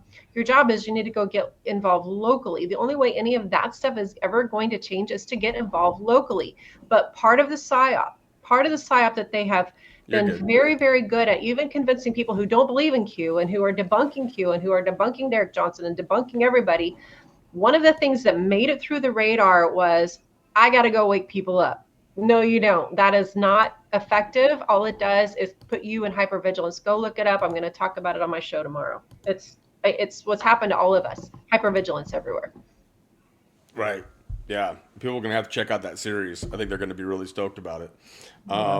The next piece I wanted to pull up that I showed you a little bit earlier, but it came from, so before Derek got real big in the truther movement, a lot of these people, they go to the extreme because they're trying to get attention.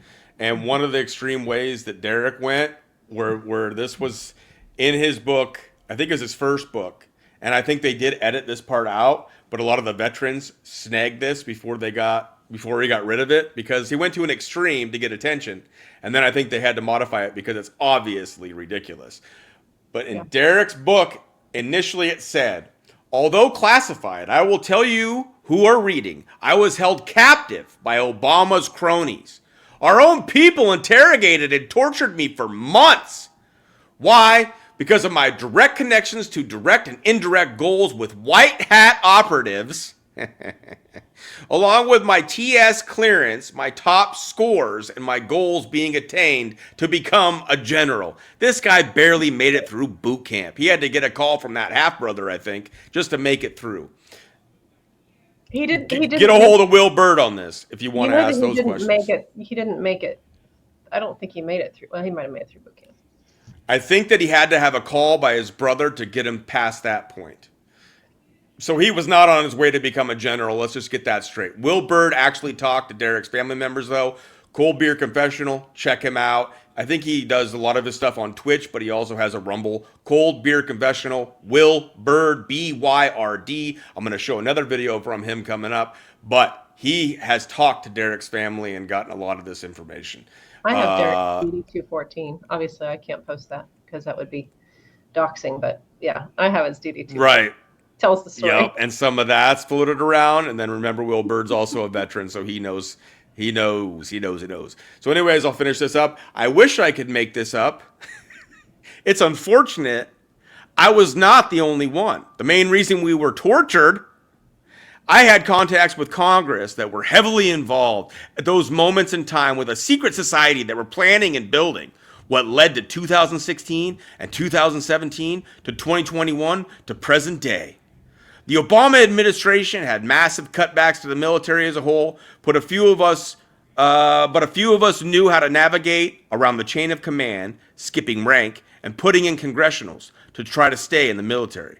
I was severely injured, knees and back, to the point of walking on a cane, requiring extensive rehabilitation and therapy. And Will Bird's covered this too. The main problem that Derek had was something in his that's called a sphincter. His sphincter in his throat had issues. That was his worst debilitating injury, and one of the reasons why he got out of the military. Along with putting in the congressionals to be PCS to Warrior Transition Unit, WTU, but Obama had shut down many of the WTUs and always had a great excuse with declining numbers. And if anybody's ever been around Derek and seen Derek, he looked like he's walking around and moving just fine. But like I said, he had some weird problem with his sphincter in his throat region. He was also, on his medical. I don't know if you heard this one where he said that in some particular year, he was bullied in school. I don't know if you've heard this one. He was bullied in school, and he told some people in school that he was going to be a famous country music singer, and he was going to pull up a a tour bus to the front of the school. And by golly, if it wasn't to the day, 10 years later, I pulled up my tour bus in front of my school. And I did the math.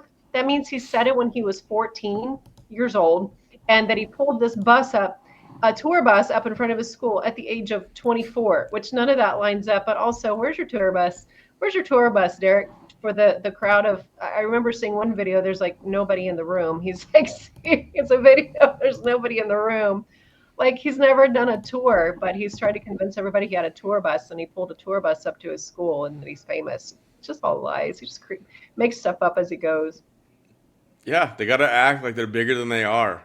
I've heard some stories now that early on 107 would like pay maids to be able to have time in a high-end room in a hotel, and then do his podcasting, like his talk from there, to make it look like he was a high roller, when really he was just passing some money to a maid to rent the room for like 30 minutes.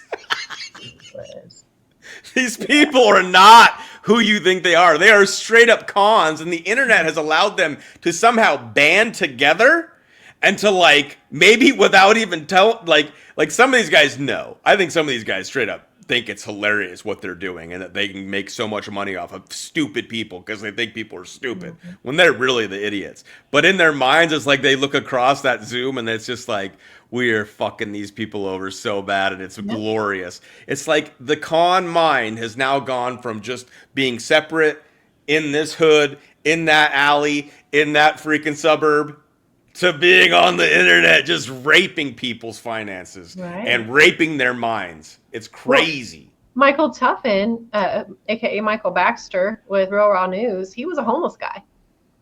I don't know if you know that. He was a homeless guy. Literally. Now he's living in millions because he went from homeless to millions. I know. And in some ways, like when I read his stuff, I'm like, he's a pretty good writer. Yeah, that's like, yeah, he's a good writer. Yep, and it's like, so I wish he could use his talent in a legit way. And I understand people that are suffering want to make some money, but these people are integrity, principle, having a conscience. I came into a faith later on in life. I didn't have these things when I was growing up, but for whatever reason, I always did have. Like, I love playing sports, but there's rules to sports. You gotta play by the rules. If you're a cheater, then you're a fucking cheater. In the world, it's the same way. As shitty as the deals and the hands that we get dealt sometimes, like, there's integrity to certain things. You don't take advantage of people. I had a good friend. I considered him one of my best friends. He got into selling cell phones, and he used to joke about how he could sell a grandma any phone that he wanted, like the highest end stuff, and he laughed about it. I couldn't stand being around that guy anymore. I literally cut ties with him because I can't handle that kind of crap. Yeah. It's just always been kind of one of my things. I'm not saying I'm great, and I've had my struggles, especially when I was in addiction, because I didn't want to have all of this, like, always feeling shame and, like, guilt, even for just thoughts and stuff like that I've always struggled with. But some of these people, they have no shame. It's like that show Shameless that I can't stand watching because it's too raunchy.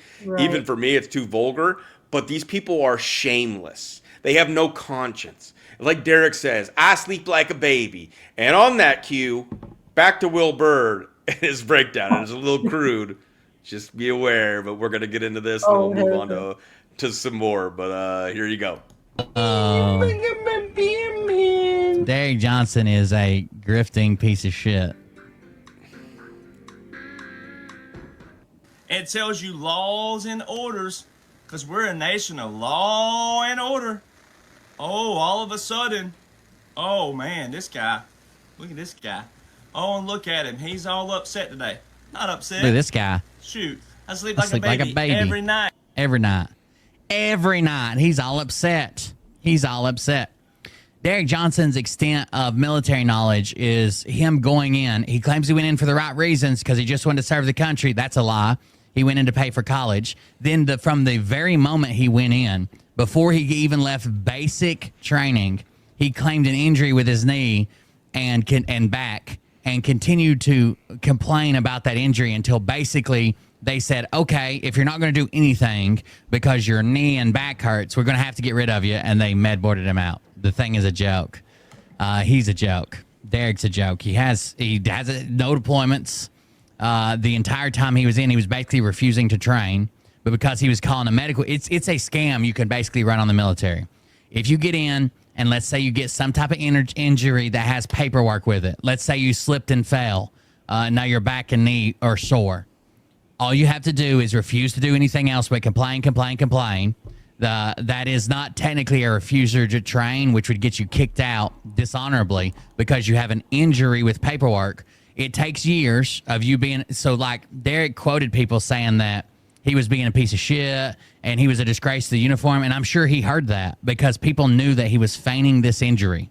And because he kept doing that, in my opinion, because he kept doing that, I've seen people do it. Eventually, he will get out. Eventually, he will get out of the military, and eventually that'll be a medical discharge. You couldn't just call him a shitbag and kick him out for refusing to train because technically he's injured. I've seen people do it. A guy I went to basic training with did it. A guy I was in a unit with did it. It's part of it. But some people, a very, very, very small percentage of people who are real shitbags do it. If it was like a real big problem, obviously the Army would have problems because you get retirement for the rest of your life, right? Medical retirement. No deployment, no overseas time. He did have a top secret security clearance. Everybody, 90% of the Army has a top secret security clearance. It's because the weapon system he works on, he has to have it because the weapon is technically classified. It's a missile system, technically classified as artillery, but it's a missile defense system, so he has to have top secret. This guy is Will Bird. He's a veteran that has done extensive work exposing a lot of grifters, and he's exposing Derek right here. So this is Will Bird of Cold Beer Confessional. Every time we deployed, people who didn't even have top secret, they would have to get it there on site so we could brief with missions. It's not that big a deal. Top secret is nothing in the military. It's nothing. All right, so here we go. Even his own brother called him out as just going to pay for his college degree, his master's degree. His own brother said that's the only reason he went. And then his own brother also told us that from the moment he went into basic training, he complained about an injury. He wasn't even going to pass basic training, and his brother called in a favor. Like, that's a joke. He couldn't pass basic training, but somehow he also claims in his documents that he was so close to congressmen and senators that were working on this Q plan that the Obama soldiers tortured him. They were going to make him a general any day now. He was fast tracking his goals to become general. Sure you are. You were a broke dick, is what the military would fondly call you, a broke dick. Derek Broke Dick Johnson. That's who he really is. Oh dear. I know, right? That's funny. And please, everybody, give this video a thumbs up whatever platform you are so that we can continue to make Derek more famous for the right reasons. Yeah. Derek Broke Dick Johnson. Yeah. Who has also sowed the idea that the Space Force never recognized Biden as commander-in-chief. And here is the proof that they, yes, did. This comes right from the Space Force. They recognized Joe Biden as commander-in-chief. That was a long lie that he carried on for those 4 years while Biden was in there, trying to say that Biden is not your president, that Trump is still your... And then he flip-flopped on president, commander-in-chief, what that really means, how it really works. All this stuff he's made up and lied. Here, take a screenshot, do whatever you want. But all these people that try to say the same thing and parrot Derek and say that Joe Biden was never commander-in-chief and the Space Force never recognized him. Horse shit. And there you go. Well, he even tried to say, he flip-flopped so many times on, well, Trump's not your president. He's just your commander-in-chief. Well, no, Trump is your president. Well, no, Trump was never president. It was all just a big off. Like, he switched every few months, and people just follow him. Like, how do you not put these together and realize he can't even get his own story straight? Yeah, and one of the, big things is whether or not you can have both, whether or not you're both president and commander-in-chief, or whether or not those are two separate things. Article 2, Section 2, Clause 1. There you go. The president is the commander-in-chief. It's not something that you can delegate. It's kind of like on your job, let's say a secretary, The secretary does the filing and answers the phone. You don't get to delegate the filing to somebody else. Say, hey, no, you're the secretary. That's your job. You do it. That is the president of the United States. Just one of his duties. It's not something. If it could be, it would have to be either delegated or voted on. It would have to be appointed or voted on. And the Constitution doesn't make that available to anyone. It is just one of his job titles. Otherwise, it would be in the Constitution that you could separate that out, and people would either have to vote on it, or somebody who, I don't know who, the Constitution would have created it to be a delegatable, appointed position. It's not. Yes, and like we've said, you can fact check all this. This is the For the People website. I've done a full series on this actual website. This is coming from multiple people, military people, one a veteran that worked extensively in continuity of government. He knows his shit. Devolution is horse manure. He's debunked it, written several books, but also on this website, they talk about, is it possible for the president and the commander-in-chief to be two separate individuals? No, the president and the commander-in-chief are the same person. The Constitution states that the president is the commander-in-chief of the United States Armed Forces, including the Army, Navy, and militia. The president has supreme operational command and control over the military. The president is also the head of state and head of government of the United States. The president is responsible for the conduct of United States foreign relations. And then they have links. They have links right to the Constitution. They have links to government official sites so that you can verify everything that they say in there. They've done a great job with their sourcing. And Coach Mel is laying it out. And someone asked Coach Mel, what are you a coach of? Why do you call yourself Coach Mel? Okay, very good question. So I actually played collegiate volleyball, and then I went on to coach volleyball, high school volleyball. And so people think, oh, you just think you're Miss Coach. Yeah, I was a coach, an actual athletic coach. And I've always been Coach Mel since since those days. And then I was able to coach my daughter on a club team. And so I've just always been Coach Mel. I'm like, I'll just keep it. All my passwords are Coach Mel. So now I coach, though, also. I remember even like when I was going to college way back in the day when I was young, I wanted to be a counselor type, like in church and ministry and counsel people. And so that's kind of been my life, has been coaching, counseling, all that, whether it's in ministry or, now out here on social media or whatever. That's just kind of what my life lends to, is coaching, teaching, training. So it plays in both sides of my life. Awesome. Now we got a little bit of clarification on that. But now, yeah, you're like a life coach now. Yeah, I kind of am. Yeah. I can't legit say that I'm not a psychologist. And I started to get my master's degree. I've done some of my master's degree towards mental health counseling and, trauma informed and, a lot of that. And I've done a lot of classes, but it was right during COVID when I got into my master's degree. And I swear, I went to a state school. It was right after COVID, so everything was open back up. But everything that they wanted to talk about in every single class was DEI. You got to take, how are you going to counsel the lesbians? How are you going to counsel the LGBTI? How you got to be compassionate? I'm like, right. I'm here to learn about counseling, not about how to be nice to LGBTQ plus. Can we stop with that? And then also my daughter said, hey, right in the middle of a semester, is like, hey, I'm getting married. I'm like, all right, I'm pulling this plug. I gotta make money so that I can go pay for my daughter's wedding. And I just bounced out. Now I've found a school I'd like to finish my master's at, but I've done a lot of just life training. I've been through all the trauma. I've been through all the things that I coach about. So I've done on-the-job training, and then I've also had a lot of actual book learning and a lot of Bible school learning and so forth. So it just kind of all comes together to create who I am, I guess. That's awesome. You paused there for a moment. Oh, we got your masters and that, but you did pause for a moment. I was like, oh no. Oh no, I don't know what you missed then. Yeah. We got most of it, but whatever you were saying right before you went into your master's degree. Oh, gotcha. Okay. So it wasn't too bad. But Atlas B, you made it. You're a little bit late. We're an hour 43 minutes into this. Welcome, Michael. 23. Hey, saying Michael. Hello. So yes, For anybody that's coming in late, all kinds of links are going to be down below so that you have the resources. You also have a link to the Coach Mel on Rumble, and she's doing a new series. Will you talk a little bit more about that series? So how many Yeah. have you done so far? Have you released the fourth one yet?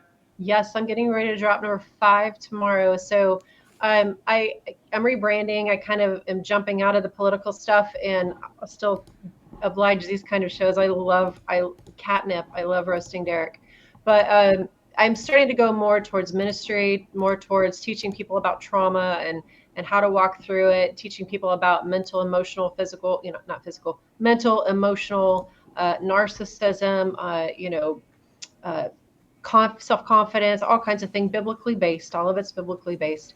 And I went out on True Social and said, hey, where do we want to start? We want to start with narcissism, enmeshment, spiritual manipulation. And by and large, everybody wanted to hear about spiritual manipulation, which makes sense because out in this movement, so much of this stuff has been tied to the name of God, to the name of Jesus, which has been completely grifted upon.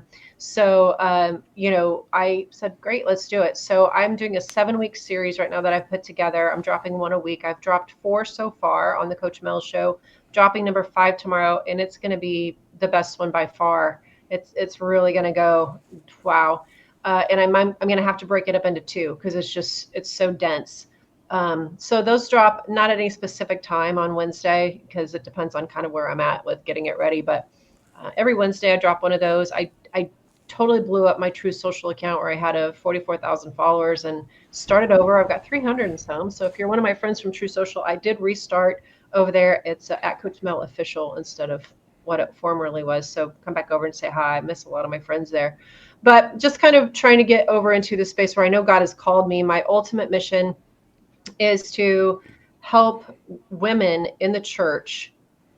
And I say in the church, I don't mean at an actual brick and mortar. I mean women who call themselves by the name of God and who are his, who have accepted Jesus into their heart and in their life, but who are living behind a mask because they're in abuse inside of a Christian home. And that's just kind of the special niche that God has called me to help, because a lot of them, like I was in ministry, I was on the top rung. We started a church and people did not know that I was in abuse. They did not know that I was going through, and it was all mental and emotional abuse. It was crazy. I was married to a psychopath. So God has taught me and I've learned, I've done all the schooling. That was 2002. That was a long time ago. Had a lot of time to become an educator about this stuff. And so now I help people, but I want to start doing that on a bigger scale, on a much larger mass scale. It's just been people around me who God has sent me to. I want to take this out to the world now. So that's kind of where I'm just grassroots. I'm just getting started. I could absolutely use some help with that. Anybody wants to come on board and subscribe and help me get the word out about that, because there's a lot of women who need a lot of hand holding and help out there. So that's kind of where I'm headed. Absolutely. I support it 100%. So I'll do whatever I can do. Like I said, the links to this stuff down below, and then we're always in touch. So if there's anything else I could do, even hosting, like a Zoom or whatever, or getting people together and anything like that. Yeah. So thank you for sharing that. Yeah. We have a few more things that I wanted to get to though, because I think you know some stuff about this. But people always ask, but why does Derek always go to Mar-a-Lago? And he's always in pictures with Trump. What do you know about all this stuff? Because I know that Ziggy, I think is her name, or she goes by Ziggy, the Real Housewife chick. I think she's hooked him up. Yeah. What's her name? Siggy Flicker. Yes. He was just on a round table where something happened on his True Social, and he got a hold of her, and she got a hold of whoever, and got him fixed. Like, she is plugged in somehow, which is kind of weird because she had the power to reach out to somebody. Kind of blacked out. Yes. Oh. She's friends with Alina Habba. She's friends with Alina Habba. That's why. I'm pretty sure that's the connection. I'm not 100% sure, but I think she's friends with Alina Habba. So, yeah, that's how he gets in. Now, what's crazy, I really don't understand Siggy Flicker's involvement, like you. I'm not sure, other than being friends with Alina, because Alina Habba hasn't always been the attorney there. I don't completely understand the connection, but she's the one that first got him in. Now, the first time, a lot of people don't know this. The very first time he went there was because he was signing a deal with some PR people, and they said, why don't we meet down at Champions Bar and Grill, which is where you see, this is Champions Bar and Grill right here, this picture. You and I can go out and try it. Go out online right now, Champions Bar and Grill. You can go there and make a reservation, go have dinner there tomorrow night. Anybody can go there. It's not an exclusive place. I'm not sure if this is the real President Trump or not. I honestly think this is his body double it was seen a lot. I don't know if he's a quote unquote body double. He looks a lot like Trump, and he has a name. He plays golf on Trump golf course. We do know that there's one particular picture that he took down that was not actually Trump. And I'm the one that like totally called it out. Like, okay, let me show you the things on this guy that's not the same. This isn't Trump. And lo and behold, Derek pulled it out off all of his social media. So that wasn't Trump. But since then, he's gone several times. He'll go for public things. The second time he went, he answered one of those. He says, well, I was invited. Well, guess what? So was I. It's by the PR group that puts out emails to people who sign up as conservatives, as Republicans, and who say they love Trump. It's a fundraiser. You get it to your email. Would you like to come to this event at Mar-a-Lago? You can buy the gold ticket or the silver ticket or the bronze ticket. You can buy all these different tickets. And he paid the $1,200, not even the $1,200. He paid the $200 one, the $200 ticket to go be at Mar-a-Lago for a fundraiser. It wasn't, Trump does not know him by name. He doesn't know him. He just was another I know a lot of people. The Grifters MG show have been to Mar-a-Lago. He got booted, by the way. Jeff, did you know that? Jeff got booted. Oh, what? Never allowed to go. Jeff or both of them? Jeff got booted because he was literally taking pictures and taking pictures inside Mar-a-Lago where they were banned from doing that. He did it anyway, and he got booted out of Mar-a-Lago. And he was putting the pictures up on X and I think at True Social at the time. I think he was still banned on X at the time, but yeah, he showed me the pictures. Wow. So Jeffrey Pedersen of the MG show, who I've gone at it with, him and Shady Gump, but got kicked out of Mar-a-Lago. He's another grifter I've gone after. But who is this woman here with them? That's Alina Habba. That's Alina Habba? Okay, so that must be who he's getting this connection to, because he had some problem with his True Social. He was whining about it. Just like the videos we watched earlier where he's crying about everything. And he got a hold of Siggy or however you say her name. And she must have got a hold of her. And then through something, they unlocked him. Look at Derek here. What does he have in his pocket? I mean, it's I don't knife. know. Do you? I see the knife there. Do you think they're actually going to let somebody near Trump with a knife like that just hanging out in the pocket? And also, I don't think I can zoom in on it. Look behind his knee. Is that a child? Is something being crossed there? Like, I can't tell. Yeah, this picture might have to look closer at this picture. Yeah, I mean, there could be somebody standing behind him. I don't know. There could be. Who knows? But anyway, yeah, he's not. There's some weird stuff about laws and orders to Trump at all. There's some weird stuff going on with the guy seated in the chair. Whatever's going on with his leg. What's that white thing that's laying across his leg? I don't know. There is some weird stuff about this photo. I'll have to take a look at that. But however, the comic little bubbles are pretty funny because he acts like he knows him. Here's the other thing. There was a time where he was sitting at a desk and he made it out where he was signing something, making it out almost like he was signing an NDA as if he had super secret intel. And he acted like he was able to disseminate certain specific secret intel to the people at certain times, and he was signing an NDA. I think it was just about a book deal or something, right? That was the time that the PR people were like, hey, let's meet at Champions Bar and Grill. Those two ladies that he met with, and I don't remember their names. I have their names. But if you zoom in, okay, there's one picture. It's like him and Trump and these two ladies. And one of the ladies is standing on his left. Like, if you're looking at them, she's the one on the left. It's totally photoshopped in because otherwise his arm is passing right through her boob and her foot is missing. Her back foot is missing. And if you zoom in on the piece of paper that he supposedly signed, I finally was like, okay, there's got to be a way, because if you zoom in, it gets too blurry. You can't necessarily see it. So I finally found a way to zoom in and get that picture, what it actually was. It was a list of the people who were in the primaries and how their rankings in the primaries at the time. That's all. Oh my gosh. That's all it was. But that people want to make it out to be like some secret thing that Derek has access to because he's super special and he's not. Right. He was down there right. signing a PR company, which he has PR people. I mean, he has a PR group that helps him do all this. Like, he's paying people to help him grift. And that's who he was meeting at Champions Bar and Grill. Anybody can go. Yes.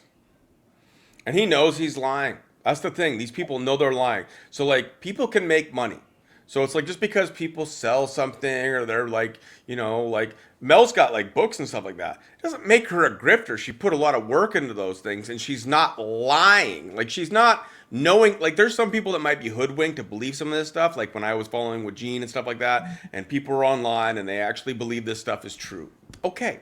But then there's people at this level that are selling stuff, knowingly conning people. Right. Selling snake oil, swindling, knowingly, wink, wink, aren't we having fun, Charlie? Making all this money. They grifting. That's what grifting is. That's right. Oh, I've been. And it drives me nuts. A patriot and a grifter left and right because I wrote books, and I'm like, okay, but your buddy Derek wrote books. Why? What's the distinction? Why is he's fine, but I'm a grifter? Exactly. It's like I want to do this. I want to continue to do this to full time. And like I said, I've made $5,000 in 2 years. I cannot support myself on that. And I put a lot of that. That's what you're seeing right now. When I first started this channel, I was not doing, the streaming. I've had to purchase some of the content creation, stock footage, music, and all this kind of stuff to make it fun, like the background that we have right now. These kinds of things are the things that I can do, and we can have fun with it. But it costs money. So I've reinvested into this. But at some point, I got to figure out to make at least a little bit of money so that I can continue to afford these kinds of things for the platform. Right. But because I'm calling out these grifters, it's a very sticky thing, because you'll get called by their cult members as being a grifter just because I have donation links. But I'm not here. Like, if you can find me like lying and confront me, I do things where I have people on my show. I had one woman come on and call me transgender. She called me a female to male transgender. Anybody can come on. Jeffrey Pedersen can come on if he wants to talk some shit.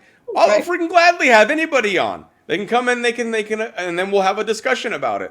But unless I'm out here lying, I'm not grifting. No. I'm doing what I can to actually make this truther movement what it should have been. I had Mike Gill on, and I know you don't really agree with him, but like, I love Mike Gill. He helped me see a lot of these frauds. But he did say that this truther movement should have been a place where whistleblowers feel safe, and they should have been able to come onto these platforms and feel like they were going to be protected, and they could tell their stories, and they could actually tell the truth about what's happening in certain organizations, corporations, and in government.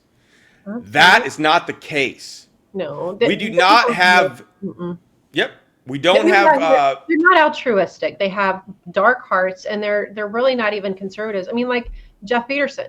He was a flaming Bernie Sanders supporter. And then, let's make money with Trump. I mean, a lot of these people came over from Bernie's camp. Did you know that? What? A lot of these people came over from Bernie Sanders' camp. So they were people that believed in Bernie, but then they jumped on the Trump train? They jumped on the Trump train and are making bank. I mean, Jeff Peterson's one of them.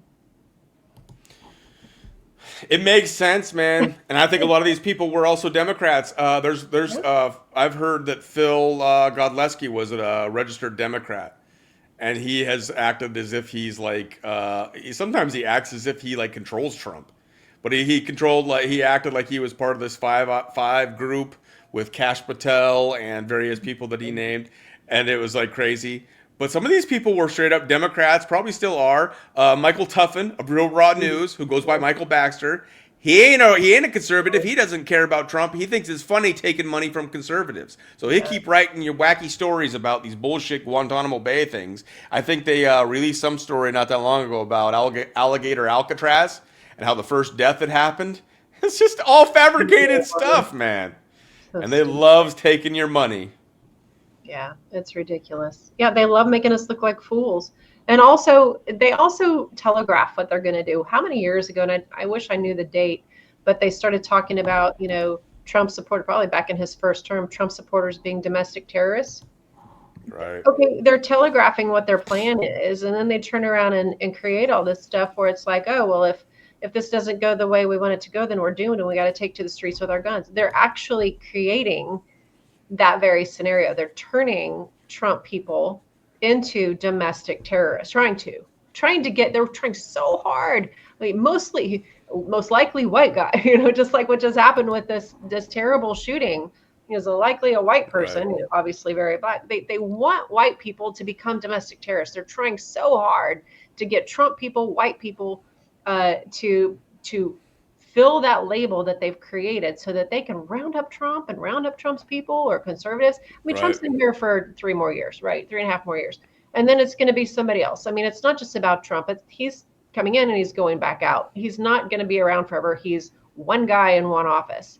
But they would love to turn as many of us and make us look like loons. And the people who are following Real Raw News and the ones who are following Derek Johnson and Simon Parks, and I have a lot of compassion. I mean, I think you know my story. I told you this the last time that, my dearly departed father who passed away 2 years ago falling off a ladder, God rest him, he's Right. with Jesus. He loved the Lord very much, but he had fallen for Simon Parks and for Charlie Ward and for aliens are in walking, they're not, there's no soul in them. There's aliens walking around in their bodies. And it was so sad to me. And he was trying to tell my kids, and I'm like, no, you can't talk to my kids about this stuff. And he started to come out of it. I started to convince him that Real Raw News wasn't real. But that's what pissed me off so bad, that made me go and write the books, because he died. And I couldn't maintain what I was doing online. I was out there all the time, and I was just pounding how much this stuff is lies. And in my grief and my anger, I took to the books and put it all here and documented everything. And I know he's with Jesus. He's not worried about any of this stuff anymore. He's not deceived Right. but he was deceived by that stuff here. Our loved ones are being deceived by this. I had a heartbreaking story on True Social where this guy was like, I've lost my wife to this stuff. I mean, she's just so Right. addicted to it that she's like losing her mind, but I'm not going to give up on her. She's my bride. And our family is just being torn apart by this because of her. And it's like this sickness now. And it's just, when people are like coming around him and praying for him and like, hold tight and we will continue to hold up his wife. But this is happening. And it's so sad because of these people like you're talking about who are laughing at us, who are Right. taking it to the bank. And I don't think it's just about money for them. I think there's honestly there's got to be such darkness behind them funding them. It's Yeah. just, yeah. Karen here, and welcome, Karen. She's got a sense of humor, but she's talked about how her father's gotten into the Zeta News. So the alien Zeta, it might be Zeta Reticuli, I don't know. We're going to talk about that, Karen. But welcome, Karen. I always appreciate you. But there's people that get sucked into these like newsletters of Zeta News, Alien News, Galactic Federation, and all that kind of stuff. And it's sad because I'll challenge a lot of these people, or I'll challenge like Derek, say on X, and Derek will never respond to me. He's too good for me, and he's not going to punch down. I get it, but then his followers will come in and start coming at me, and I'll try to be nice to him, and sometimes I go ham on them. Don't get me wrong. It depends on the person or how I'm feeling, but sometimes I'll try to be nice to these people, and these people will be like, "We'll pray for you. You're infected with demons. You're possessed, and all this kind of stuff," and it's like. It's like saddening in a lot of ways because it's like you guys have no idea like how deep you are, because when I was in that cult with Gene and I believed all that kind of stuff, and then to come out because I had I invested so much of my spirit into it.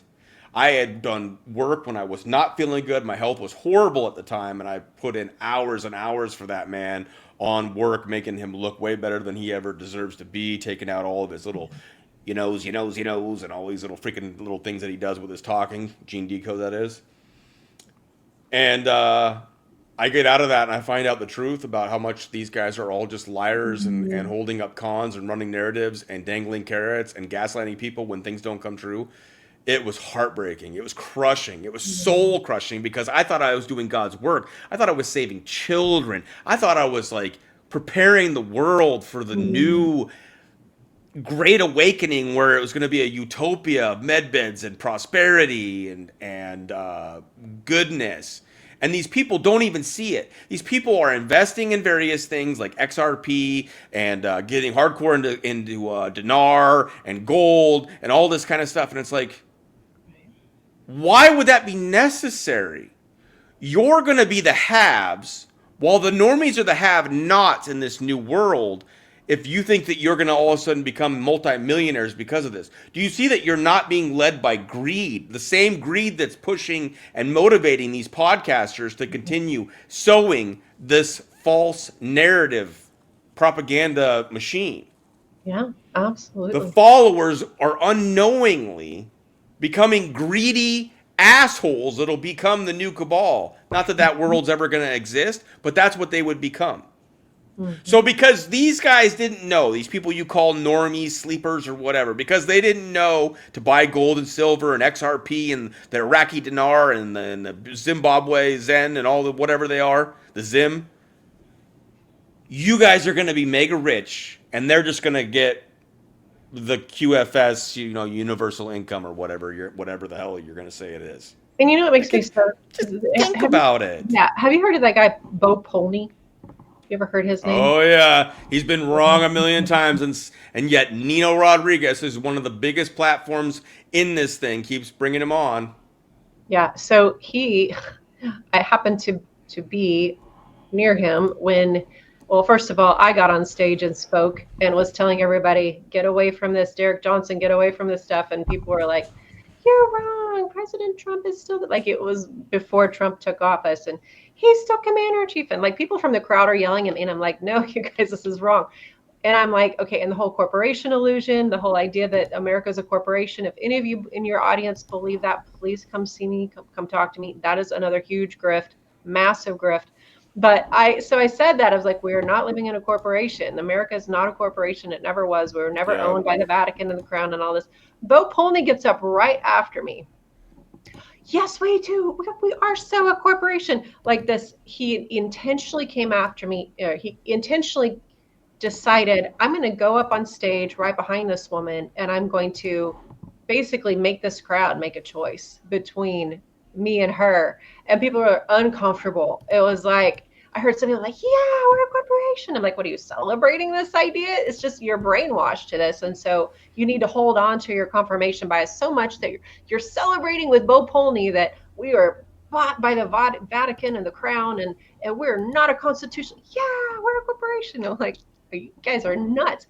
And what he did then towards the end of his speech is like, I'm going to stand over here in this corner and you guys can come over here and I've got silver that I'm giving away to people. I mean, it was like a feeding frenzy. People were flocking over there because he's like dangling silver in front of people and saying he will give them silver. Of course, you're going to capture. It's like a butterfly net. You're just going to capture all these people. And now they're going to fall for everything you say. That guy has so much plastic surgery on his face. Like, I know, right? Let's get in that guy there. is rich as snot. I'm sorry, but like you just look at him and you go, I mean, he couldn't even look me in the eyes. It was pretty creepy. Like, man. And he has said that the market is going to crash so many times and it hasn't. And yet people still think that he's like a prophet. It's all about PROFITS in his book. But thank you, Karen, for sharing his link so that people can get a visual on who this guy is. But this guy, how many followers does he have on X? I don't know.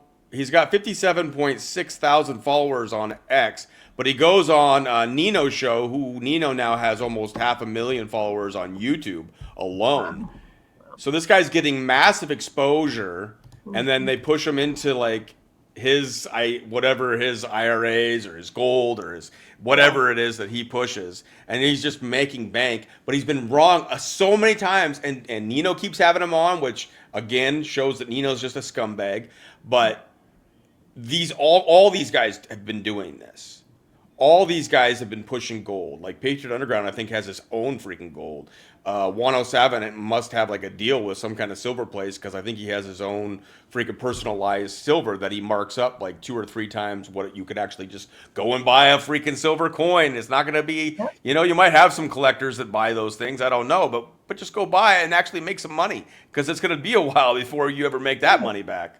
Yeah, for sure. And oh, I just totally lost my train of thought. I was going to say something and then I forgot. But yeah, the gold. No worries. It's all ridiculous. It's a constant in this, and that's how you know a lot of these guys are frauds. Because why do you need prosperity when they're telling you that all this equality is coming to you? Yeah, I know what I was going to say. When I was doing the Coach Mill show and I was just strictly doing all this stuff, I was debunking and all that. And I first started my platform. It was kind of after I got out of the whole Dropbox thing that I did across the country, and Catherine Engelbrecht was like, why don't you do a podcast? So, because I had gone to work for her over at True the Vote, and then it was like, okay, they went into all these lawsuits, and so she kind of had to get rid of all of her staff and go down to just her, Greg, again. And she said, why don't you start a podcast, Mel? Because, you've got a big voice, and a lot of people will get behind what you're doing. And so she's like, find you a marketer. So I've got a guy, and he's like, yeah, this is what, your messaging needs to be. You need to have a commercial that says, I've been deplatformed. I'm being censored. My voice is being censored. So I need you to help so that I can, get my voice back because of all the censoring in our voice. So, please donate. And I'm like, except that I haven't been censored. I've never been on a platform before. Well, that's okay. That's just what everybody's doing. That's the message. And then it, people give. And I'm like, okay, but that's a lie. I'm not going to ask people to give me money. I'm not going to tell people a lie that my voice has been censored, please give to me. And he laid out this really dramatic commercial that I needed to make. And so now every single person that if I ever watch a podcast, which I never really watch podcasts anymore, but when I watch somebody, I'm like, okay, where's that commercial where I've been censored, will you give to me? Of course, MG Show is the worst. They do it. They get so much money off people for that bleeding heart. When he was censored, his platform was deleted, but he's still doing it. I mean, they're still doing that stuff everywhere. I'm not going to lie to you to get you to open your emotional heartstrings to me, but that's what all of these people are doing is they're getting people to buy in emotionally, and your emotions will overcome your logic every time. You put emotion and logic next to each other, emotion will win every time unless you know how to train yourself not to allow that to happen. And it's sad. They're taking advantage of people left and right through your emotions. Yeah, a lot of them do it, but and people don't realize how much they do it. Like Phil Godlewski or Lesky, however you say his name, he's well known for inflating his numbers, saying numbers that don't exist, or also buying things. Yes, and then but Jeffrey Pedersen's actually been on a show showing somebody how to buy followers or likes or whatever it is. Well, I've caught them more recently. Their numbers were starting to get down to like 8,000, 10,000, maybe 15,000. I noticed recently that they had a week where they all of a sudden jumped up to 30,000, 40,000. Though it was inflated and there was no real reason why, and they are paying for it. And I guarantee you, these people are swindling. They pull every trick in the book. Be always asking for donations. Look, if you want to donate to me, great. If you can't afford it, I understand. Because these people have raped a lot of people's finances, and a lot of people don't know who to trust. So it's like hard for me to even ask for donations. I did set up a link tree, and it was easier than I thought. So it'll be a little bit easier. I just did that too. It's so much easier. I didn't realize it was so easy. I didn't either. It's a really cool app. I love it. So you guys will see that down below this. But I did want to get to... Well, I wanted to say something. So Karen and some of you guys came over here and you were late. Were you cheating on me with that 7 C's guy? Be honest. Be honest. Somebody answer me. Karen Tinkles, answer me. Were you over on 7 C's live? I have an announcement. That's the only reason I'm kind of like having fun with this one. Are you going to answer me, Karen? I don't know if you guys are going to answer me. I'm going to let you guys all know that before I came out with Mel, I'm set up to go on 7 C's on Friday at 5 p.m. Central.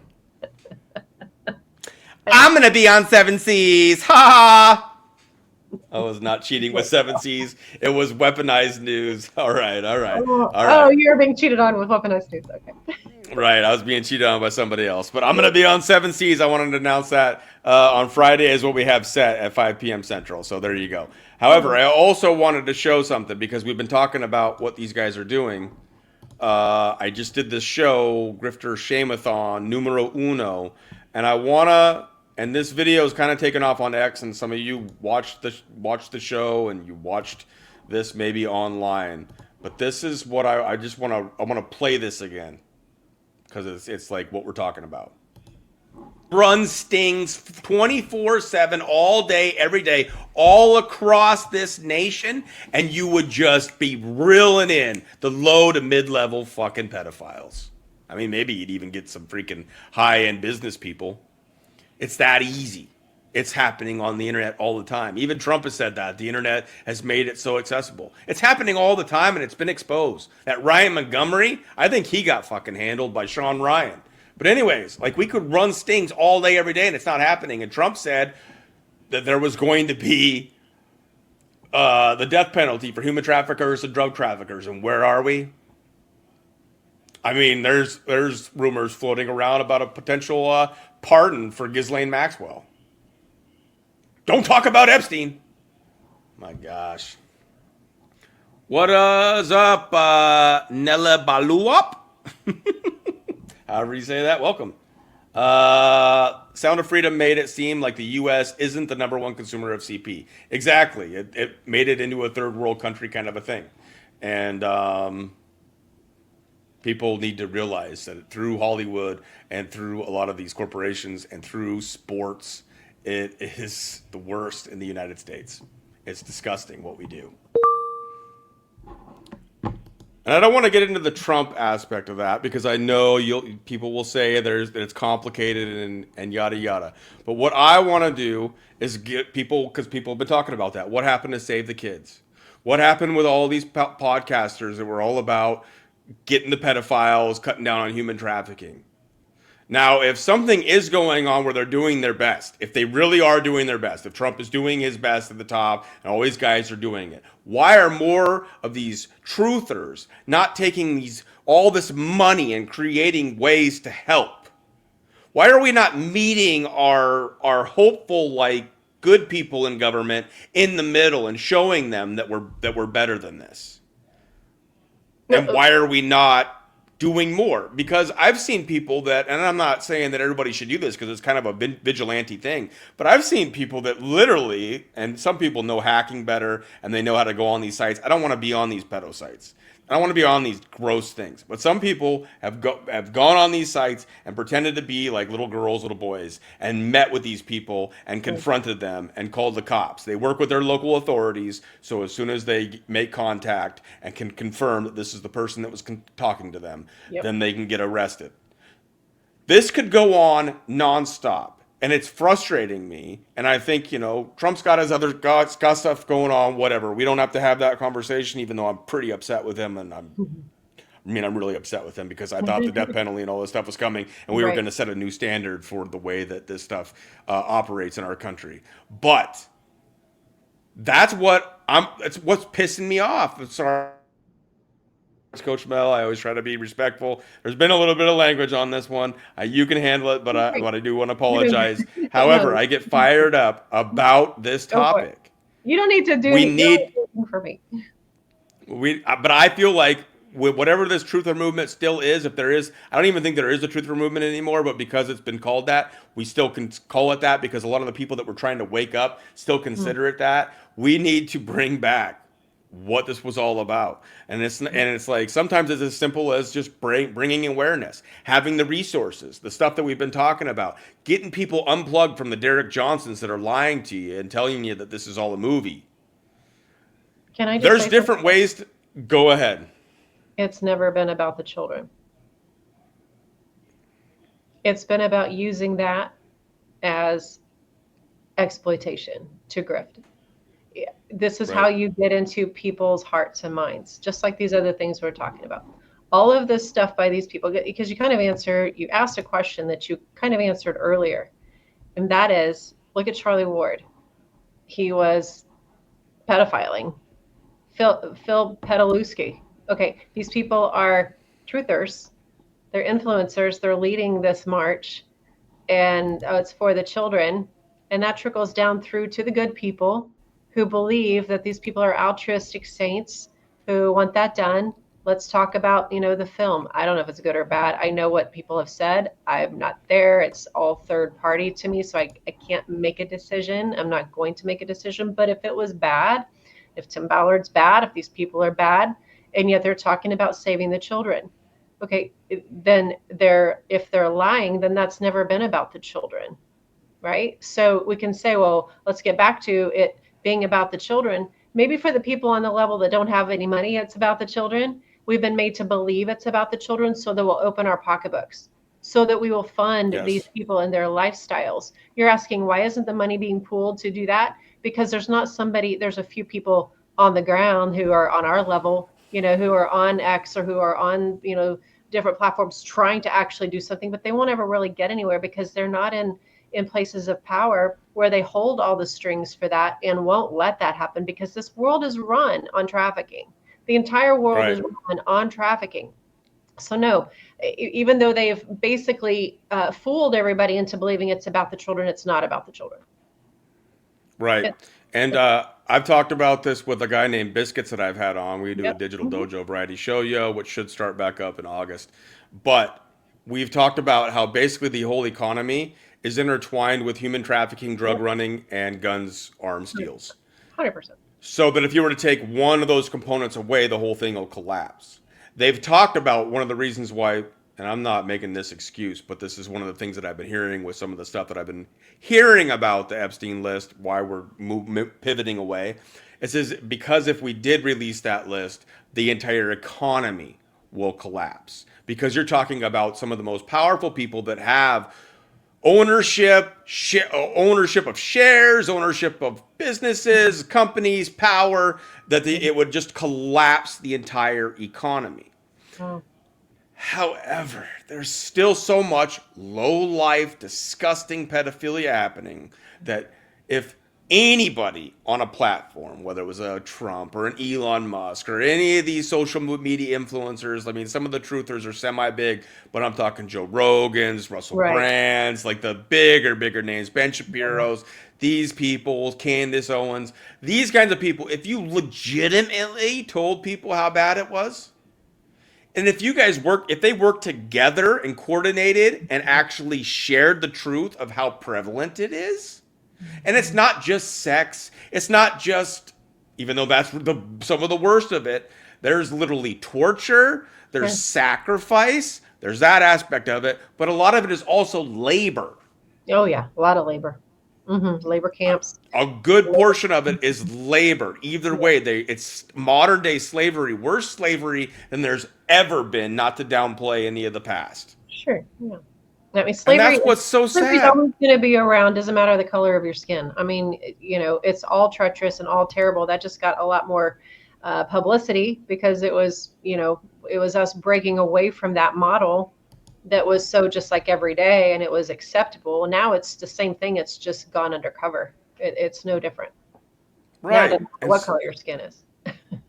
And so, like you said, it's not about the children, but they know that that's what'll pull on our heartstrings. Right. So we played a video. I think it might have even been the first video that I played on this. It was a video before Derek became a truther, and he was in the music industry complaining on his Facebook while he was drunk one night and complaining about not getting enough likes and shares and not enough respect in the music industry. He started that off about how he had saved people from committing suicide. They know the things to say, and it sounds like, whoa, you can't question that because that's a powerful thing if he's doing that. They ain't doing that. He's abusing. They're not doing that. He's a bully. He's a big freaking flaming bully, and no wonder he can't land a girlfriend or a wife because he's such a bully. I mean, I hope he doesn't. Whoever would have the unfortunate circumstance of being his girlfriend or wife would be somebody with no self-esteem whatsoever, who doesn't mind being bullied, because he's a terrible psychopathic bully. I'm sorry, but he is. He is. He'll say, and it's pretty much all of them that he runs with too. But he is one of the guys that'll say anything. You saw a little excerpt from his original book before he was well enough known to where it was like enough people might like look into that and find out I'm full of shit, and so they had to edit it. But he's talking about how he was tortured for months by Obama cronies. Like they'll say whatever they've got to say, save the children, all this kind of stuff. The the way that this internet has allowed these con artists to take their game to this level where people that stopped trusting celebrities of Hollywood now idolized because all those were idols. They have their golden globe and a freaking literally an idol. They got American Idol. They've changed that for their truth or idols. And that's why they follow them so militantly. And you go online and try to speak some sense into people. You try to have platforms where people can come on and they come at you, but they don't have facts. They just have anger, and they have, how could Derek do that? He would never lie. He's clean cut, cowboy guy, served in the military. He knows laws and orders. Have you ever read his blueprint? Read his blueprint. And I'm telling you, veterans have destroyed this guy. This guy's lies have caught up with him. Why anybody still listens to him, I don't know. But like I said, you'll only find a guy like Derek going on platforms where they're not going to be challenged. That's it. He doesn't. I've never seen him on X Space for a long time, especially ever since he ripped 17 Skog, Spart, whatever he goes by now. Yeah, I don't know if he likes his. Sparty. Yeah. Yeah, I Spartan was Ray. there. Well, he's always been Sparty. He was Sparty long before he was 17th SCOG, but he's Sparty. Just call him Sparty. Right, and I shared that in the last video, so I won't play it again. But Derek doesn't show up anywhere where he gets challenged anymore because it hurts his business, and that's the same thing with. It's so easy to debunk him. I mean, it's so easy. And it's getting easier because we're giving you the tools and stuff like this. You can take clips from this, but like below this video, there's going to be resources. I mean, Mel, you've written entire books about this stuff. Well, and I was just looking at this book. I mean, in the back of it, I've got 5 chapters talking about what you're talking about. The second area of this book, the second part is the power. The first chapter is the power of fear. What is grooming? It's all about the different reality versus manipulation. And these people are masters. And we think about grooming, we think of children, but they're taking those exact same ways that they groom children. They're grooming adults in the truther movement. They're grooming adult. It's the same exact like the false dichotomy. It's like every time I break someone, I finally get into a conversation with somebody who's a diehard, but they're okay to talk to me. They'll go through it and they'll, like, yeah, but this, yeah, but that, but the military. I mean, the military is going to come in. And I get them all the way down to they don't have another argument, and they go, well, if it isn't that way, then we're doomed. At the base of it all is fear, and they have bought into the lie from these grifters that it has to be this way. And that's one of the comments. It had to be this way. It's got to be this way, because if it's not, what's the alternative? Well, then we're doomed. So of course it's way over here, because we're not going to be doomed. It's this false dichotomy of it's got to be this way or we're doomed. There's no in between. There's no, but what about all the other 10 variances that it might be instead? But so they're playing on, they're seeding people with fear, but going, it's okay. I love you. I mean, picture an actual groomer, like someone who's an adult grooming a child. It's okay. Don't tell mommy and daddy. We love you. They just wouldn't understand. It's the same stuff that they're doing to us emotionally and mentally. Same thing, just a different topic. And I always say it's like these people think that they're so nice. It's like with Gene Deco. It's like so nice. It's like, you didn't see him back. You didn't see him in the meetings. You didn't see him when he would tell us that God told me to give you a spanking when everybody was actually in a really good mood, because he didn't like it when we were in a good mood. He wanted to have control of the floor, and when people were in a good mood, they were chatty, and then he couldn't chat as much as he wanted to. These people are not who you think that they are, especially behind the scenes. They know how to put on a face. That's what a con man or a con woman is. But I'm going to tell you, the guys with the candy outside the van are real nice to the kids until you get in the van. John Harold's the same way. Yeah. Yeah. These John people, Harold's the same way. Mm-hmm. Yep, they seem like they. Some of them are good looking. Some of them have great personalities, at least on the outskirts. But they are not. It's just like the Hollywood celebrities. You learn about all these people, and they seem like, oh, they're such nice people. They do nice interviews, and they're beautiful people, and you think such good things of them. But if you actually meet them, man, like they scumbags. They don't care about you Right. unless you make them money, of course. But it's people gotta realize it's no different. We're at the next level of this. I call it a game sometimes. It's not really a game, but like I think of things as games, levels, challenges, whatever you want to say. We're at that level of the game now where you got to realize that the people that came in as your heroes that were teaching you what the alleged truth was about the cabal, deep state, liars, people that have been fooling us in the media, they Mm-hmm. are that new layer of protection for the network, the same network, whether it's Mossad involved, three-letter agencies, whatever you want to say. They are a part of that Yep. willingly. Yep. And now more people are waking up, so that's good. And a lot of things that are they said was going to happen aren't coming true. So this is the time to strike, is what I'm saying. Because when I first started doing this, man, did I get attacked! I think I told you, death threats for Real Raw News, Gitmo, and Derek Johnson. Have you seen what they're doing now because of that? Have you noticed? I've thought this is a really interesting phenomenon going on X right now because all these Q people, these things aren't happening. As a matter of fact, opposite things are happening from what they said. So all of a sudden, they're all going, they're reaching back to Q posts and going, oh, my favorite Q post, blah, and trying to get everybody's eyes to look at something. And there, something that happened the other day. Who was in the news? It was Ghislaine Maxwell. It was when she was in the news recently, a couple weeks ago. And back in, I think it was 2019 when she was all over the news, right? Because of everything coming down. Well, there was a bunch of Q posts about Ghislaine Maxwell, like for several months, because everybody was talking about it, was in the news. So there was all these Q posts. Well, so this was on the same date in July as it was in 2019, right?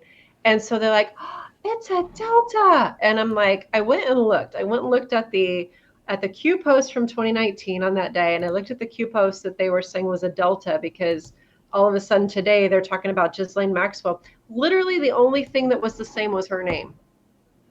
Like Right. there was no Delta, and the entire X space was, one after the other, and it was the big influencers dropping that, and so then all the other ones, like all the other smaller ones that are trying to influence and pull people like Alpha Warrior and all these people were doing the same thing. Like, look here, look at the shiny object, look at how this is a Delta, and I'm like, it's literally not a Delta. They just mentioned her name in July 15th, whatever day it was. 2019, and then they mentioned her name on July 15th, 2025. That doesn't make it a Delta. She was in the news that week. She's in the news this week.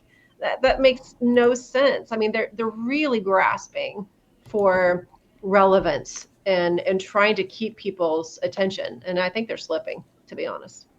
They're really starting to slip. They're really starting because they put a really they got so excited, I think, with Trump coming back that even they overextended their hands with things like Diddy, with things like Epstein, and now all of them are starting to do like what Trump said and get away from Epstein. But I can go on their X page and I can put in Epstein, and you can go and find their posts where they were like quoting Q posts like crazy and saying Epstein's going to bring down the house and going freaking ham. And you can show the gaslighting now where they're helping stop people thinking about Epstein. Epstein connects to everything and beyond sex trafficking into genetics. He was connected to people at Harvard. He was connected to so many nefarious things that included what we're seeing now, which is the police state coming in, stuff like Palantir and those kinds of monitoring stuff.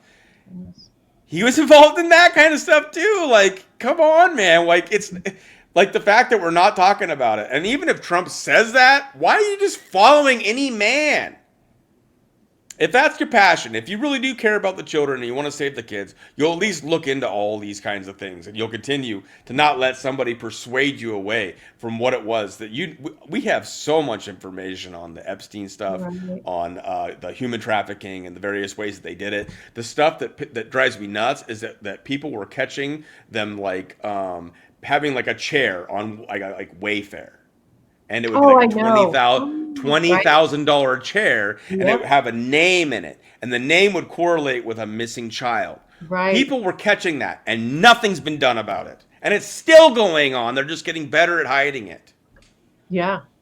I mean, fortunately and unfortunately, we're innocent until proven guilty in this country, and it's got to be that way.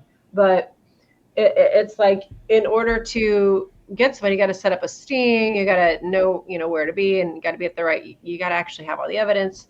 It makes it very difficult because these people know how to get around all that and to hide in the shadows. I mean, it's scary and it's sad, and I wish there was something different. I wish we were much more punitive than we are with all that stuff. But I mean, until Jesus comes back, we're going to have this issue. We're going to, unfortunately.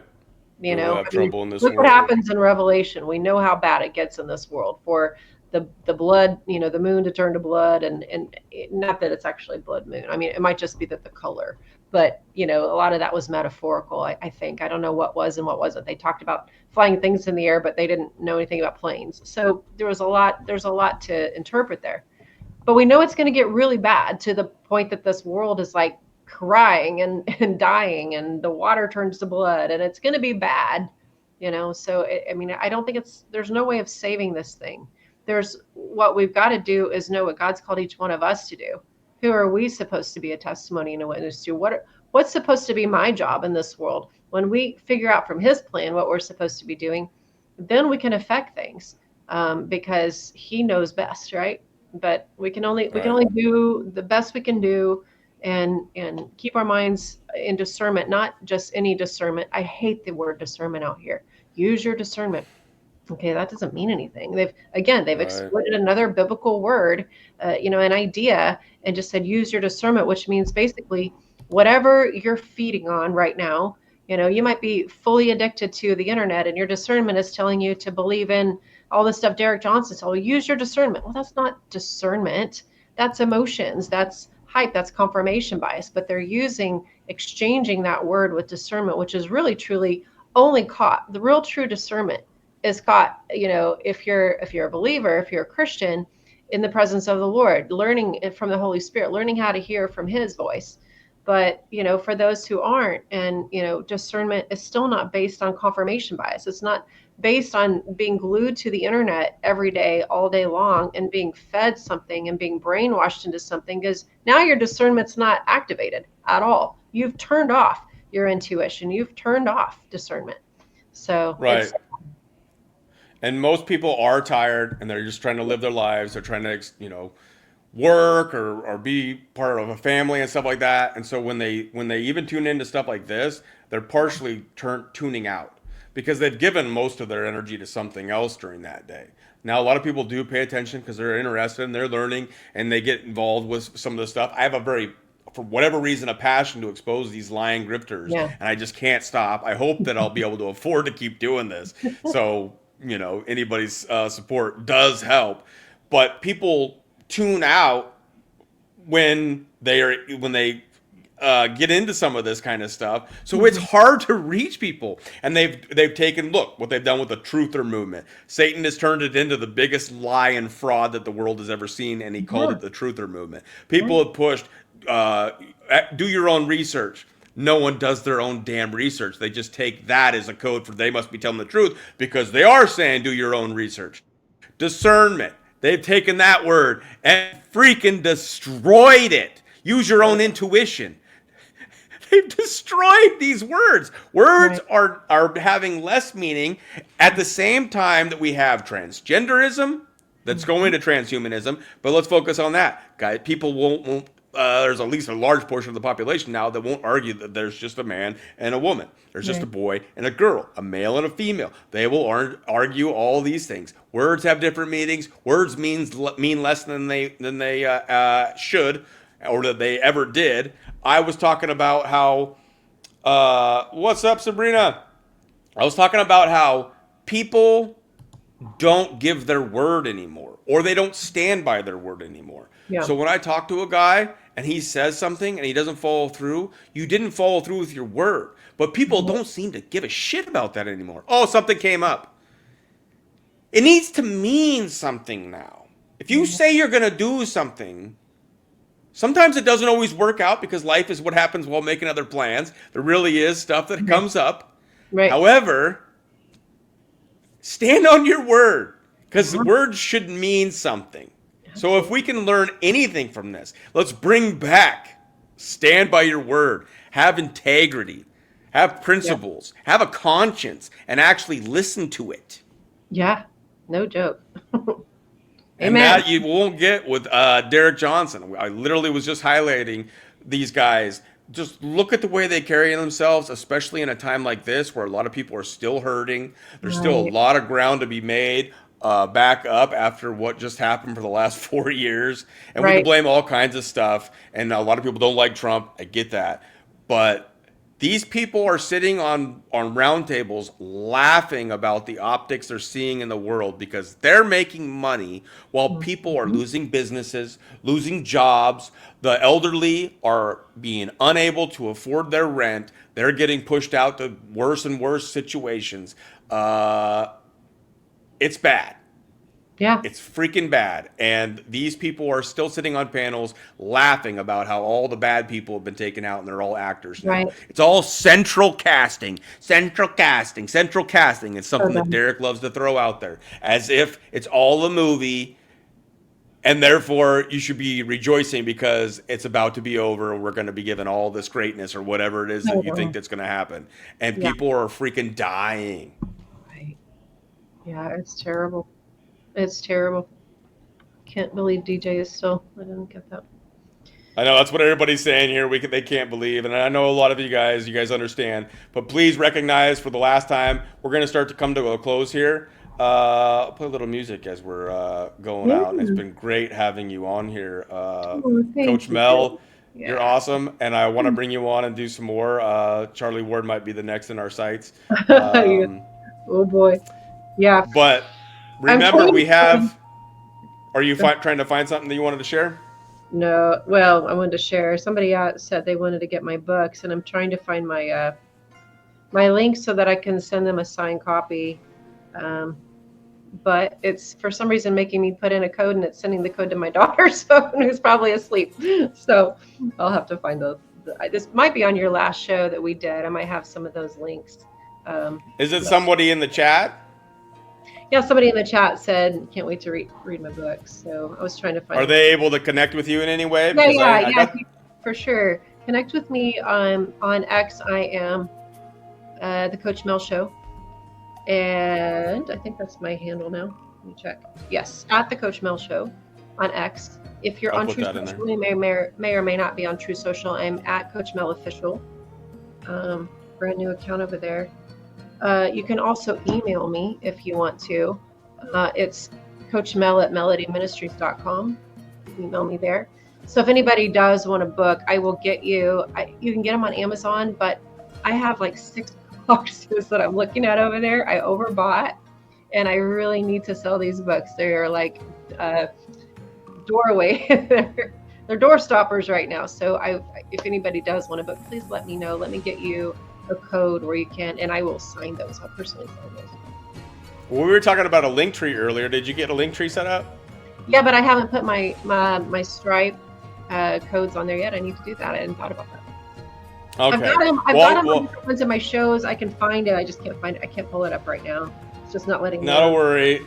Oh, I'll get all of this from you right after we end this. You'll get me all of your links, and I'll make sure that those get put down in there. Did you have anything to say to close out? Well, no, just thank you so much for the opportunity. And, I really do. My whole focus is going to be mental and emotional healing and health and getting clear of the fog. And I'm not New Age. I'm not any of that. I'm Jesus. I'm Bible. I'm Christian. But that's my heart, is to walk with people. I've kind of got a pastoral heart where I walk with people and journey with people. So if that resonates with anybody and you just like want to get clear of some fog, you're mentally exhausted, or whatever, please reach out to one of my socials or email me or something. Love to connect with people. If you have questions, we did not talk about the corporation stuff at all. If anybody is kind of duped by or thinks that's real, please come talk to me. I would love to talk to you about that. So yeah, thank you so much for having me on. It's always a great time with you, and I love your heart. Oh, and I've appreciated our friendship. It's grown. You have like a wealth of information. You've really put yourself into a lot of this stuff that I don't know, so I can lean on you as a resource. So please, people, lean on Coach Mel. I'm gonna make sure all of her links are down below. I'm gonna bring her on again. I'm gonna convince her to come on again and expose some more of this stuff, and then just speak truth, and then hopefully enrich you spiritually. Check out her series, and just so Coach Mel knows, I'm much better at getting people that other than myself donations or money or like it seems like more people are willing to give when I help prop somebody up than I get. But I'm glad to showcase you because you put in so much work. And I appreciate what you've done. People need to be giving to you. I hope that comes around, but it will in God's timing. But I want people to also make sure they check out this new series that you got going on. And you said you're about ready to drop number 5. Tomorrow. So please go at least check out and subscribe to Coach Mel on the Rumble channel because she's putting together something that I think is very important during this time. Yeah, thanks so much. I appreciate it. It's so nice to see your audience, and hello, everybody. Thank you so much for spending the evening with us. Thanks, you all. Thank you for being here. Derek Johnson sucks. I love you all. God bless and peace.